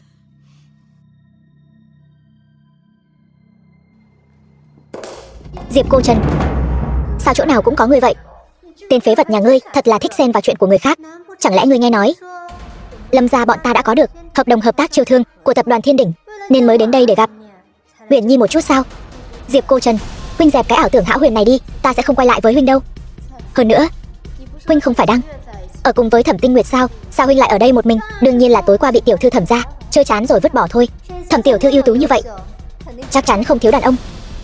Chọn hắn là vì ăn sơn hào hải vị nhiều quá, muốn đổi món rau dại trên núi cho đỡ ngán đây mà. Ta vốn không muốn đến, nhưng mà Huyền Vũ nhờ ta chút việc. Long Lân lại đang huấn luyện Định Quốc quân, nếu không thì ta mới không muốn gặp hai cái thứ chán phèo này.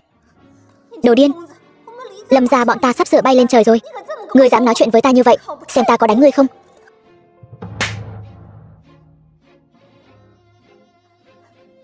Ngươi dám đánh ta, đánh ngươi còn nhẹ đấy.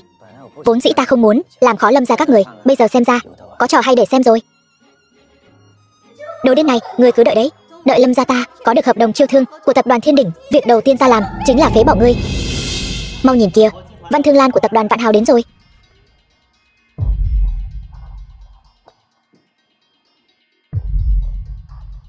Văn tổng, hôm nay cô đại diện tập đoàn Thiên Đỉnh đến tổ chức lễ ký kết cho chúng tôi sao? Tôi không xứng, người có thể ngồi vào vị trí đó chỉ có vị đại nhân kia thôi. Đại diện tập đoàn Thiên Đỉnh đã đến. Chuyện này không thể nào. The film was translated and narrated by M. Diệp Cô Trần, huynh là đại diện của tập đoàn Thiên Đỉnh sao? Sao có thể là tên phế vật này được? Chắc chắn là nhân viên bên ngoài nhận nhầm người rồi gọi nhầm. Bây giờ bắt đầu lễ bàn giao dự án chiêu thương của tập đoàn Thiên Đỉnh. Lâm gia còn không mau phái người lên đây tiến hành bàn giao. Diệp Cô Trần, không ngờ cậu lại là đại diện của tập đoàn Thiên Đỉnh. Đợi lát nữa nghi thức kết thúc, tôi và Uyển Nhi sẽ mời cậu một bữa thịnh soạn.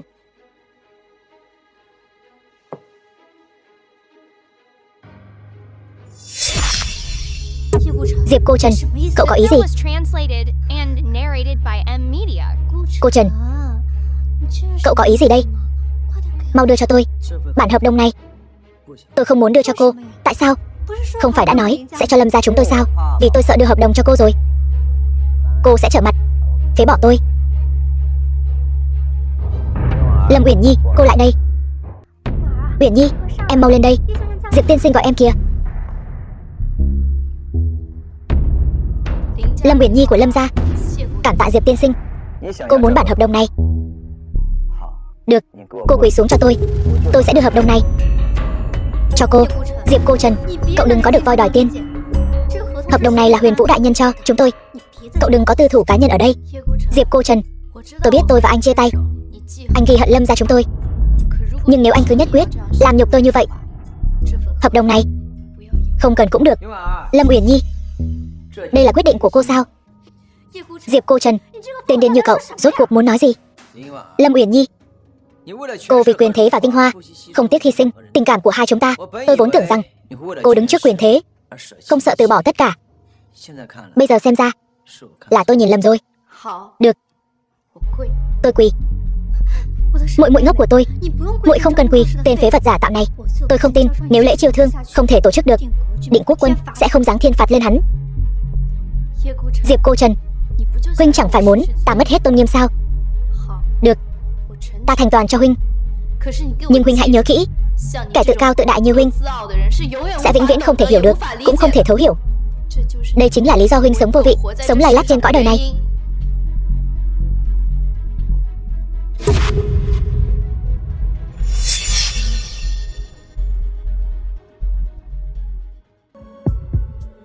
Lâm Uyển Nhi, hợp đồng này cho muội.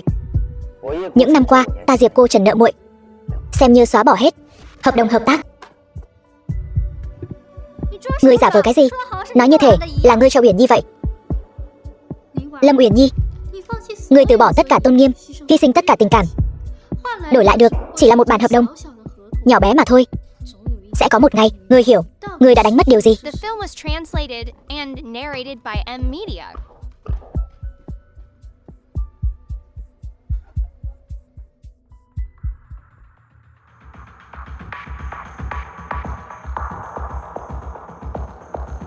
Thống soái đại nhân, công công Lưu Hỷ, người từng sắc phong cho ngài đã tìm được. Biết rồi. Lão nô cũng đã nói ra sự thật. E rằng tính mạng chẳng còn được bao lâu.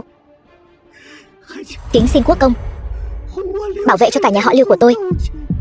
Yên tâm đi, có ta ở đây, ngươi sẽ không sao. Tình hình chi tiết đợi về Diệp gia lão trạch rồi nói.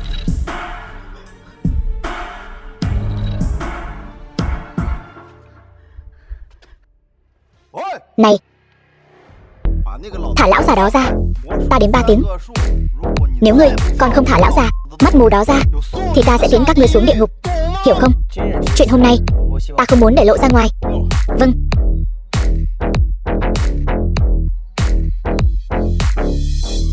Tụi nó xem như đàn gảy tai châu sao? Năm đó ngài một mình ngăn cản 8 nước xâm lược Hoa Hạ.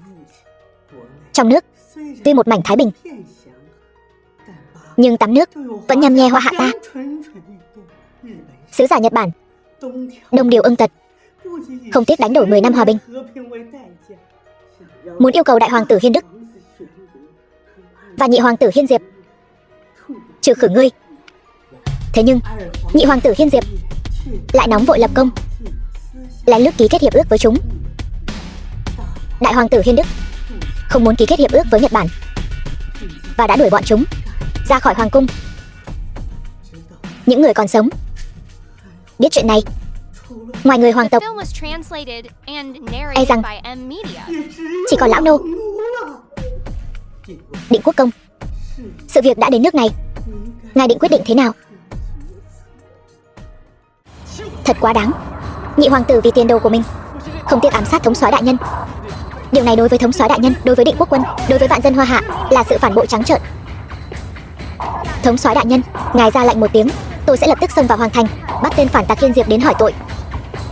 Huyền Vũ nguyện cùng đi, nhất định sẽ bắt tên phản tặc này đến gặp ngài.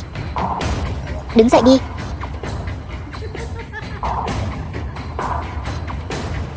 Định quốc công, ngài có từng nghĩ tới nhị hoàng tử như vậy? Hoàng thất sao có thể không biết? Lưu Hỷ, ngươi có ý gì?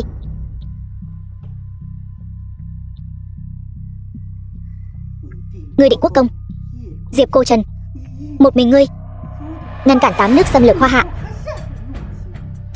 nhìn khắp cả Hoa Hạ, còn ai có thể làm được? Ngươi được vạn dân kính ngưỡng, ngươi khiến hoàng thất phải nghĩ thế nào? Muốn trách thì trách ngươi công cao lấn chủ. Hoàng thất sớm muộn gì cũng sẽ trừ khử ngươi. Nói như vậy, ta Diệp Cô Trần, nhà họ Diệp ta bảo vệ Hoa Hạ mấy trăm năm là sai sao? Ngươi tưởng rằng người bảo vệ chính là Hoa Hạ, kỳ thực người bảo vệ chẳng qua chỉ là giang sơn của nhà họ Hiên mà thôi. Nhà họ Diệp các ngươi cũng như loài cẩu giữ nhà. Trong hoàng cung này, ngươi đừng hỗn xược. Định quốc công, xin ngươi hãy trả lời ta.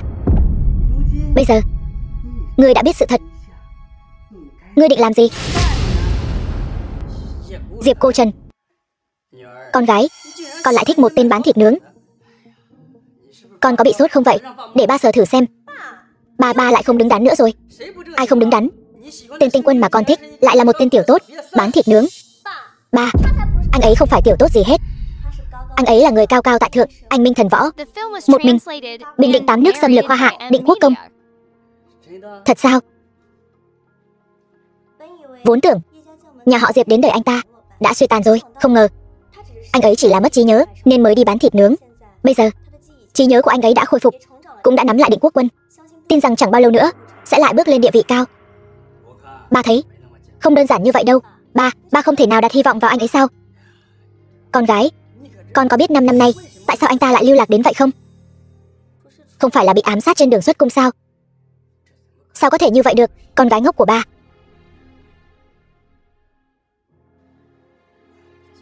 Tuy hoàng thất đã phong tỏa tin tức, lúc đó có lời đồn rằng Diệp Cô Trần năm đó bị hại là vì chọc giận nhị hoàng tử.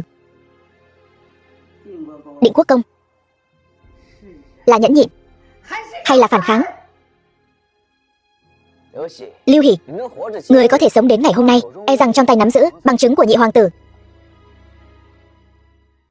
Lưu Hỷ, ta biết ngươi có oán hận với nhị hoàng tử, muốn mượn tay ta trừ khử nhị hoàng tử, đúng không? Định Quốc công, quả thật là người có mắt nhìn người tài. Chỉ tiếc đôi mắt già này của lão nô không còn thấy được nữa, không thể nhìn thấy dung nhan của Định Quốc công.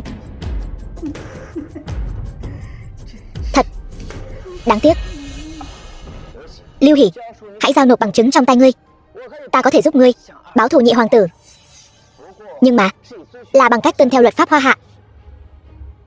Ta tin rằng nước có thể nâng thuyền cũng có thể lật thuyền. Dù cho là hoàng thất không sợ Diệp cô trần ta, thì cũng sẽ sợ vạn dân thiên hạ này. Được, vậy lão nô sẽ đồng ý. Mối thù của lão nô ngoài Diệp cô trần ngươi, e rằng cũng không ai có thể báo được. Kính xin Long Lân đại nhân cùng lão nô trở về tòa nhà tổ tiên của Lưu thị, tìm kiếm bức thư của Đông Điều Ưng Tật và nhị hoàng tử. Bức thư này chính là bằng chứng nhị hoàng tử thông đồng bán nước.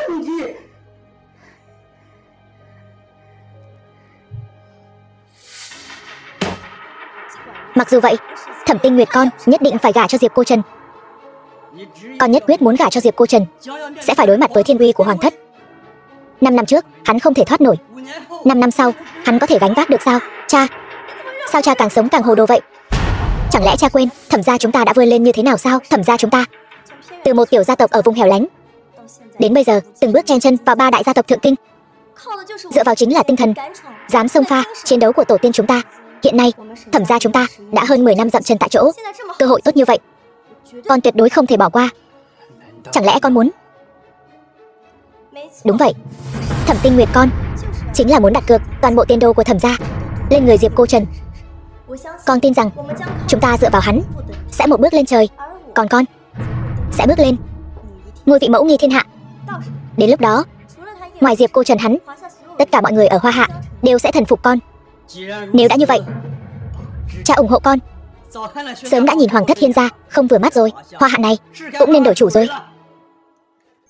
Đợi 2 ngày nữa, sau khi ứng phó xong tên phế vật Hiên Diệp, con sẽ đích thân đi tìm Diệp cô trần, bày tỏ tâm ý của Thẩm gia. Con tin Diệp cô trần hắn nhất định sẽ không từ chối Thẩm gia chúng ta. Thống soái đại nhân, bên trong này chứa bằng chứng thép nhị hoàng tử thông đồng phản quốc. Đại nhân, 2 ngày nữa nhị hoàng tử sẽ tổ chức tiệc mừng thọ ở Thượng Kinh. Đây là thư mời mà người của hắn đưa tới. Thư mời.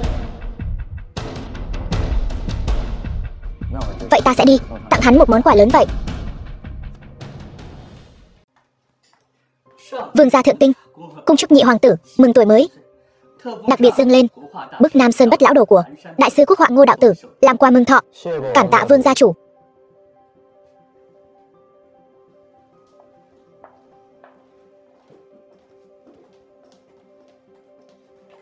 Thẩm Tinh Nguyệt Thẩm gia cung chúc nhị hoàng tử mừng tuổi mới. Đây là thẻ viết của tập đoàn Chu Tước của ta, có thể dùng ở bất kỳ chi nhánh nào dưới trướng tập đoàn Chu Tước, tiêu xài tùy ý. Tinh Nguyệt, sao cô lại khách sáo với ta như vậy? Nhị hoàng tử không cần khách sáo với Thẩm gia, cứ tự nhiên tiêu xài tùy ý. Định Quốc quân đến. Long Lân, thống lĩnh Định Quốc quân, chúc mừng nhị hoàng tử đón tuổi mới. Long Lân, hôm nay là thọ thần của nhị hoàng tử, ngươi đem nhiều binh lính đến đây như vậy là muốn bức cung tạo phản sao? Không sao, thống lĩnh Long Lân công vụ bận rộn, e là nhất thời quên mất quy củ thôi. Mang lễ vật chúc thọ ta chuẩn bị cho nhị hoàng tử lên đây. Long Lân vui chẳng che ô, chúc thọ không tặng đồng hồ, người muốn ép nhị hoàng tử sao? Long Lân nào dám, Long Lân cũng chỉ là phụng mệnh hành sự mà thôi. Long Lân, người thân là thống lĩnh Định Quốc quân, người có thể hiệu lệnh ngươi trong thiên hạ chỉ đếm trên đầu ngón tay, nhưng chuyện hôm nay nếu ngươi không cho ta một lời giải thích, hoàng thất bọn ta tuyệt đối không dung thứ. Ngươi muốn lời giải thích, vậy ta sẽ cho ngươi lời giải thích. Hiên Diệp, 5 năm không gặp, ngươi sống có khỏe không? Cái gì? Vậy mà lại là Định Quốc công. Vương gia chủ, bái kiến Định Quốc công.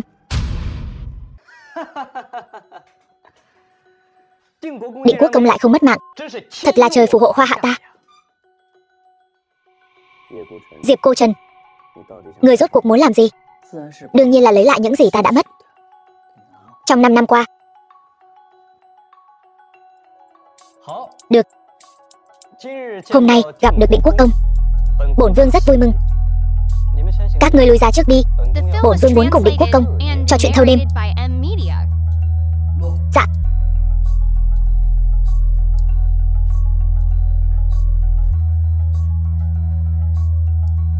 Định Quốc công, rốt cuộc đã xảy ra chuyện gì? Hãy kể rõ cho bổn vương nghe. Bổn vương nhất định sẽ báo thù cho ngươi.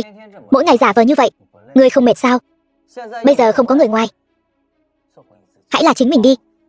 5 năm trước là bổn vương có lỗi với ngươi, nhưng lúc đó phụ hoàng một lòng hướng về Hoàng huynh hiên đức. Nếu ta không làm chút gì đó để tranh giành uy quyền, thì ngôi vị bây giờ có thể đã được truyền cho hiên đức rồi. Ta cũng là bất đắc dĩ, ngươi hiểu không? Vậy nên ngươi liền phản bội ta, phản bội Định Quốc quân, phản bội muôn dân Hoa Hạ, mà thông đồng phản quốc với địch. Diệp Cô Trần, ngươi chỉ là một võ tướng, căn bản chẳng hiểu gì về sự gian hiểm mà hoàng thất phải đối mặt. Hơn nữa, Diệp gia các ngươi chỉ là một con cẩu được hoàng thất nuôi dưỡng. Ta là vua, ngươi là tôi tớ. Vua muốn tôi mất mạng, tôi không thể không mất mạng. Diệp gia ta bảo vệ chính là vạn dân của Hoa Hạ, chứ không phải Hoa Hạ của hoàng thất Hiên gia ngươi. Ta Diệp Cô Trần không phải kẻ ngu chung. Ta biết sai rồi, chính là sai rồi. Sai rồi thì phải nhận. Được rồi, ta thừa nhận ta sai rồi. Ngươi nói đi, làm thế nào mới có thể bỏ qua chuyện này? Ngươi nói gì ta cũng có thể đáp ứng. Ta muốn ngươi mất mạng, ngươi có đồng ý không? Ta chỉ cho ngươi 3 ngày đi tự thú, nếu không ta sẽ công bố tội danh thông đồng phản quốc của ngươi trước mặt vạn dân. Đến lúc đó đừng nói là ngươi, cả hoàng thất Hiên gia các ngươi cũng khó mà tự bảo vệ mình.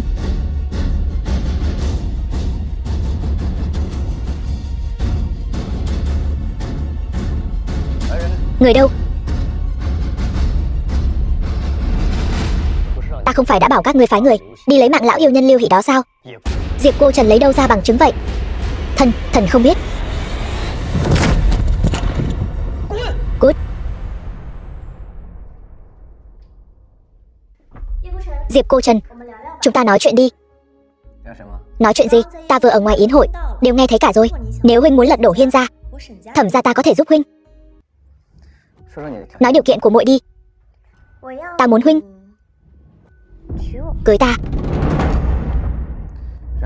Sau đó đợi ta lên đến đỉnh cao, muội sẽ trở thành mẫu nghi thiên hạ, trên vạn người dưới một người. Quả thực là một vụ làm ăn chỉ có lời chứ không lỗ. Thế nào? Điều kiện của ta so với việc trở thành vương của toàn Hoa Hạ, thậm chí là toàn thiên hạ, không quá đáng chứ? Quả thực không quá đáng. Tuy nhiên ta không hứng thú. Muội cứ nói muốn gả cho ta, nhưng mà muội căn bản không hiểu ta. Muội không thấy mình giống như một tên hề sao? Tại sao hợp tác với ta có thể nắm được thiên hạ trong tay? Tại sao lại từ chối ta? Bởi vì hưng thịnh thì bách tính khổ, vong bách tính cũng khổ.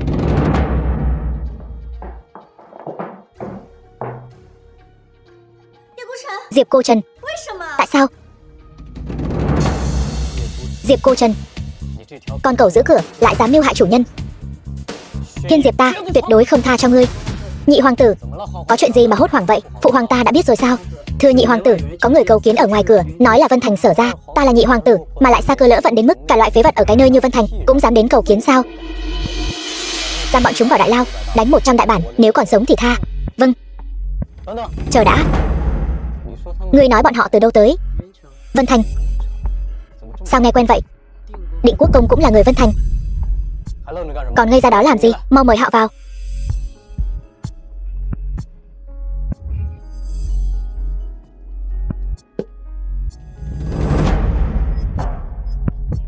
Còn ngây ra đó làm gì? Thấy nhị hoàng tử còn không quỳ xuống. Vân Thành thành thủ, Sở Hùng bái kiến nhị hoàng tử. Sở Thiên, Sở ra Vân Thành bái kiến nhị hoàng tử. Nói đi, hai người có chuyện gì? Kính xin nhị hoàng tử thay Sở ra ta chủ trì công đạo. Nhị hoàng tử, người không biết đấy thôi, Diệp Cô Trần của Diệp gia Vân Thành đó cấu kết với tập đoàn Vạn Hào cùng chủ tịch Văn Thương Lan. Ở Vân Thành bọn ta hoành hành bá đạo, ức hiếp dân lành, hại người phóng hỏa, làm đủ việc ác. Đúng vậy. Người nói ai? Diệp Cô Trần của Diệp gia. Hơn nữa hắn còn phế mất nam căn của ta. Thế này thì tuyệt tự rồi, hậu duệ của Sở gia ta. Vâng. Nhị hoàng tử, yên tâm, mối thù của các ngươi ta nhất định sẽ báo thù. Đa tạ nhị hoàng tử.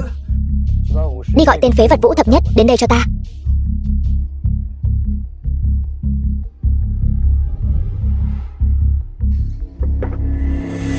Nhị hoàng tử, đã điều tra rõ ràng. The film was translated and narrated by M Media. Nói, sau khi thẩm vấn được biết, Định Quốc công Diệp Cô Trần ở Vân Thành có quan hệ mật thiết với hai người. Một người là thiên kim Lâm gia Vân Thành, Lâm Uyển Nhi, người còn lại là Thẩm Tinh Nguyệt của Thẩm gia Thượng Kinh. Làm tốt lắm, lần này không làm ta thất vọng. Hiên Diệp, ngươi chính là một tên khốn nạn. Hiên Diệp, loại bất trung bất hiếu như ngươi không xứng làm chủ thiên hạ. Ta có làm chủ thiên hạ hay không còn chưa tới lượt loại dân đen như các ngươi quản. Mối thù của Sở gia các ngươi ta sẽ báo thù cho.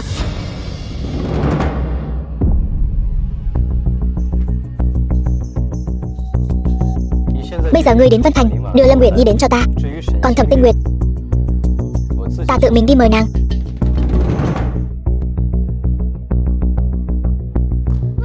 Uyển Nhi, tỷ, sao vậy? Muội có biết Diệp Cô Trần là ai không? Thì ra hắn chính là người 5 năm trước một mình ngăn cản 8 nước xâm lược là Định Quốc công. Sao có thể như vậy được? Làm sao Diệp Cô Trần lại là Định Quốc công? Thật đó, bọn họ tận mắt nhìn thấy. Ta nói Diệp Cô Trần, sao hắn có thể sai khiến Văn Thương Lan và Huyền Vũ? Hơn nữa, cả Thẩm Tinh Nguyệt của Thẩm gia Thượng Kinh cũng cam tâm tình nguyện đứng dưới hắn. Thì ra hắn chính là thống soái của Định Quốc quân. Định Quốc công. Được rồi, Văn tổng, muội tôi đã chia tay với Diệp Cô Trần, chính là thời cơ tốt để cô thượng vị. Tôi khâm phục Diệp tiên sinh, nhưng tôi tự biết mình không xứng, không dám vọng tưởng. Huyền Vũ, lâu rồi không gặp. Huyền Vũ bái kiến Diệp tiên sinh. Thượng Kinh Thẩm gia Thẩm Tinh Nguyệt thỉnh cầu Diệp tiên sinh cưới tôi về làm vợ. Xong rồi.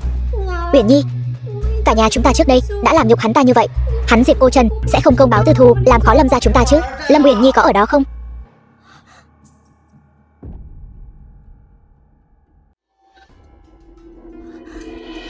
Thật đúng là nói cái gì thì đến cái đó.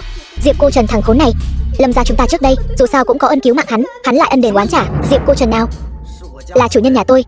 Nhị hoàng tử, Hiên Diệp điện hạ, mời Lâm Uyển Nhi đến phủ đệ một chút. Tôi chính là Lâm Uyển Nhi. Thật không biết Diệp Cô Trần thân là Định Quốc công, sao lại để ý đến thứ dân như cô. Thay quần áo đi, ta đợi cô ở ngoài cửa. Uyển Nhi, cô không thể đi. Chuyện đi hay không này đã không còn do ta quyết định nữa rồi.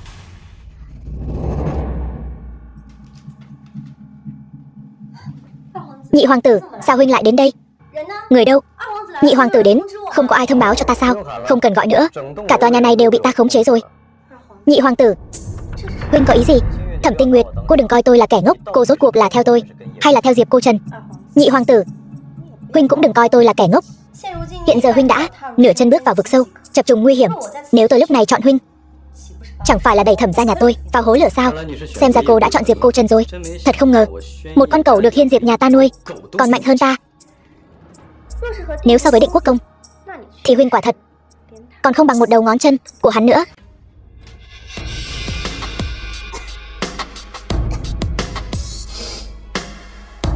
Thẩm Tinh Nguyệt, ta sẽ cho người thấy Diệp Cô Trần quỳ xuống cầu xin ta như thế nào. Ta sẽ cho người biết rốt cuộc ai mới là quyền quý mà ngươi đáng bám víu. Thống soái đại nhân, không ổn rồi. Hiên Diệp hắn sai người bắt cóc Lâm Uyển Nhi và Thẩm Tinh Nguyệt. Đây là thư hắn sai người đưa tới, hẹn ngài một mình đến phủ hắn một chuyến. Tối nay đến phủ ta một chuyến, ngươi chỉ có thể đến một mình. Nếu không nghe theo, Lâm Uyển Nhi Thẩm Tinh Nguyệt sẽ phải mất mạng. Đại nhân bớt giận, hồng môn yến này tuyệt đối không thể đi. Thống soái đại nhân, không thể đi.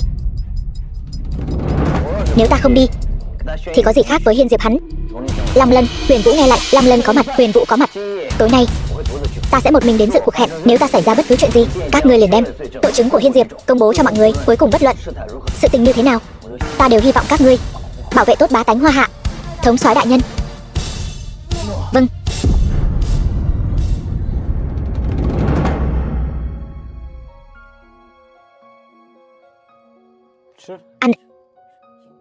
Ăn đi. Ta nói cho các ngươi ăn đi. Các ngươi biết rồi sao?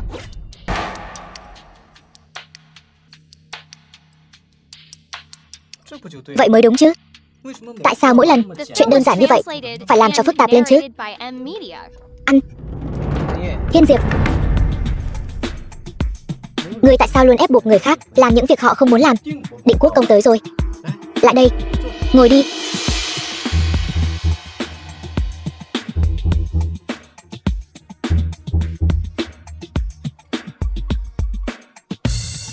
Diệp Cô Trần, ta cứ tưởng ngươi không có điểm yếu nào, không ngờ ngươi cũng khó qua. Chữ tình này, cho dù đổi lại là bất kỳ ai, ta đều sẽ tới. Không ngờ ngươi lại dùng tính mạng bá tánh Hoa Hạ để uy hiếp ta. Cái đức hạnh này có xứng với thân phận hoàng thất của ngươi không? Bá tánh Hoa Hạ chẳng phải giống như Diệp gia các ngươi đều là cẩu của Hiên gia bọn ta sao? Vậy nếu ta là chủ nhân, ta muốn xử trí thế nào thì xử trí như vậy thôi. Hơn nữa, hai nàng ấy là vì ta mà mất mạng, đó là vinh hạnh của các nàng ấy. Ngươi, Định Quốc công, đừng manh động. Ta đã cho hai người họ uống Đoạn Trường Tán. Nếu không lấy được giải dược ở chỗ ta, hai nàng ấy phải lìa đời.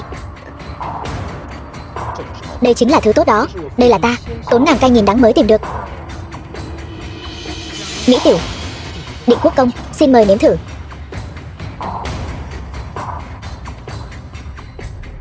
Hiên Diệp, đây là bằng chứng người thông địch phản quốc, coi như trao đổi. Thả hai nàng ấy đi. Sao nào? Vụ giao dịch này không lỗ chứ?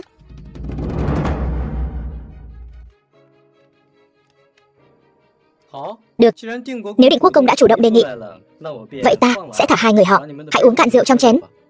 Đó chính là thuốc giải. Uống.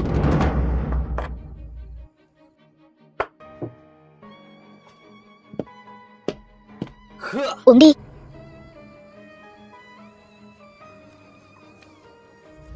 Đi thôi, ta sẽ không sao đâu.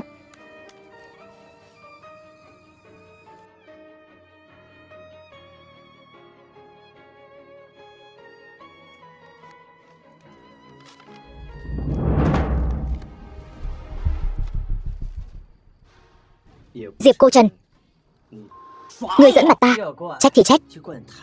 Ngươi quá ngây thơ, quá tự phụ. Trách ta quá ngây thơ sao? Ngươi có cảm thấy thân thể bây giờ rất khó chịu không? Rượu này có độc. Đây nào phải rượu mới ủ. Đây là thứ ta đặc biệt xin được từ Dược Phương Cốc, là dược thủy luyện từ thực tiên đan. Chỉ cần ngươi uống rượu này, toàn bộ công phu sẽ tiêu tán hết. Hơn nữa, ngươi còn phải chịu nỗi đau vạn trùng gặm xương. Khó chịu lắm phải không? Có cần ta giúp ngươi một đoạn không? Hiên Diệp, ngươi kẻ tiểu nhân bị ổi. 5 năm trước ta không xử lý được ngươi, nhưng đêm nay ta nhất định sẽ xử lý ngươi. Sau khi ngươi mất mạng, ta sẽ gán cho Định Quốc quân của ngươi tội danh mưu phản đất nước. Đến lúc đó, phụ hoàng biết được ta thay người lấy mạng, Định Quốc quân mưu đồ sáng ngôi. Ngươi nói xem người có lập tức ban thưởng ngôi vị cho ta không? Diệp Cô Trần, ta tiễn ngươi lên đường ngay bây giờ. Sao có thể? 5 năm rồi mà ngươi vẫn ngây thơ, ngu xuẩn như vậy. Cũ rượu độc tầm thường này làm sao ta không nhận ra được? Đừng quên, mặc dù ta im hơi lặng tiếng 5 năm, nhưng ta vẫn là chiến thần Định Quốc, một địch trăm. Diệp Cô Trần, mau thả chủ nhân của ta ra. Một chủ nhân như hắn xứng đáng để ngươi trung thành như vậy sao? Dù hắn có làm càn đến đâu, hắn vẫn là chủ nhân của ta. Chúng ta thân làm bề tôi, sao có thể lấy mạng vua? Diệp Cô Trần, chẳng lẽ ngươi muốn mang tội danh lấy mạng vua soán ngôi sao? Ngươi muốn tổ tiên phải hổ thẹn vì ngươi sao? Ngươi không xứng nhắc đến tổ tiên nhà họ Diệp ta. Diệp Cô Trần, ngươi có tin ta sẽ lập tức phái người đốt từ đường nhà họ Diệp của các ngươi không? Nếu thánh thượng không dạy dỗ ngươi được, vậy ta thay thánh thượng dạy dỗ ngươi nên người. Diệp Cô Trần, có bản lĩnh thì ngươi lấy mạng ta đi. Ngươi có gan đó không?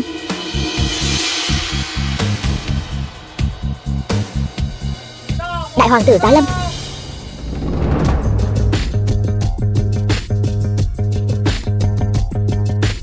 Định Quốc công, chớ nên vì tức giận mà gây ra đại họa.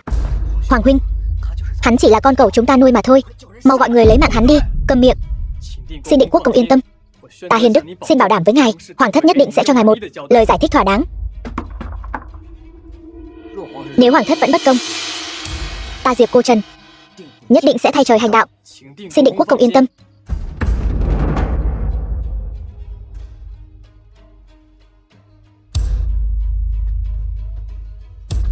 Ngươi cứ thế thả hắn đi sao? Ngươi làm mất hết mặt mũi hoàng thất rồi.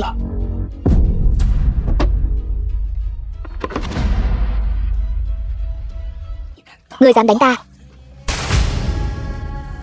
Ngươi dám lấy mạng ta? Ngươi không sợ thiên uy của phụ hoàng sao? Ra lệnh lấy mạng ngươi là phụ hoàng.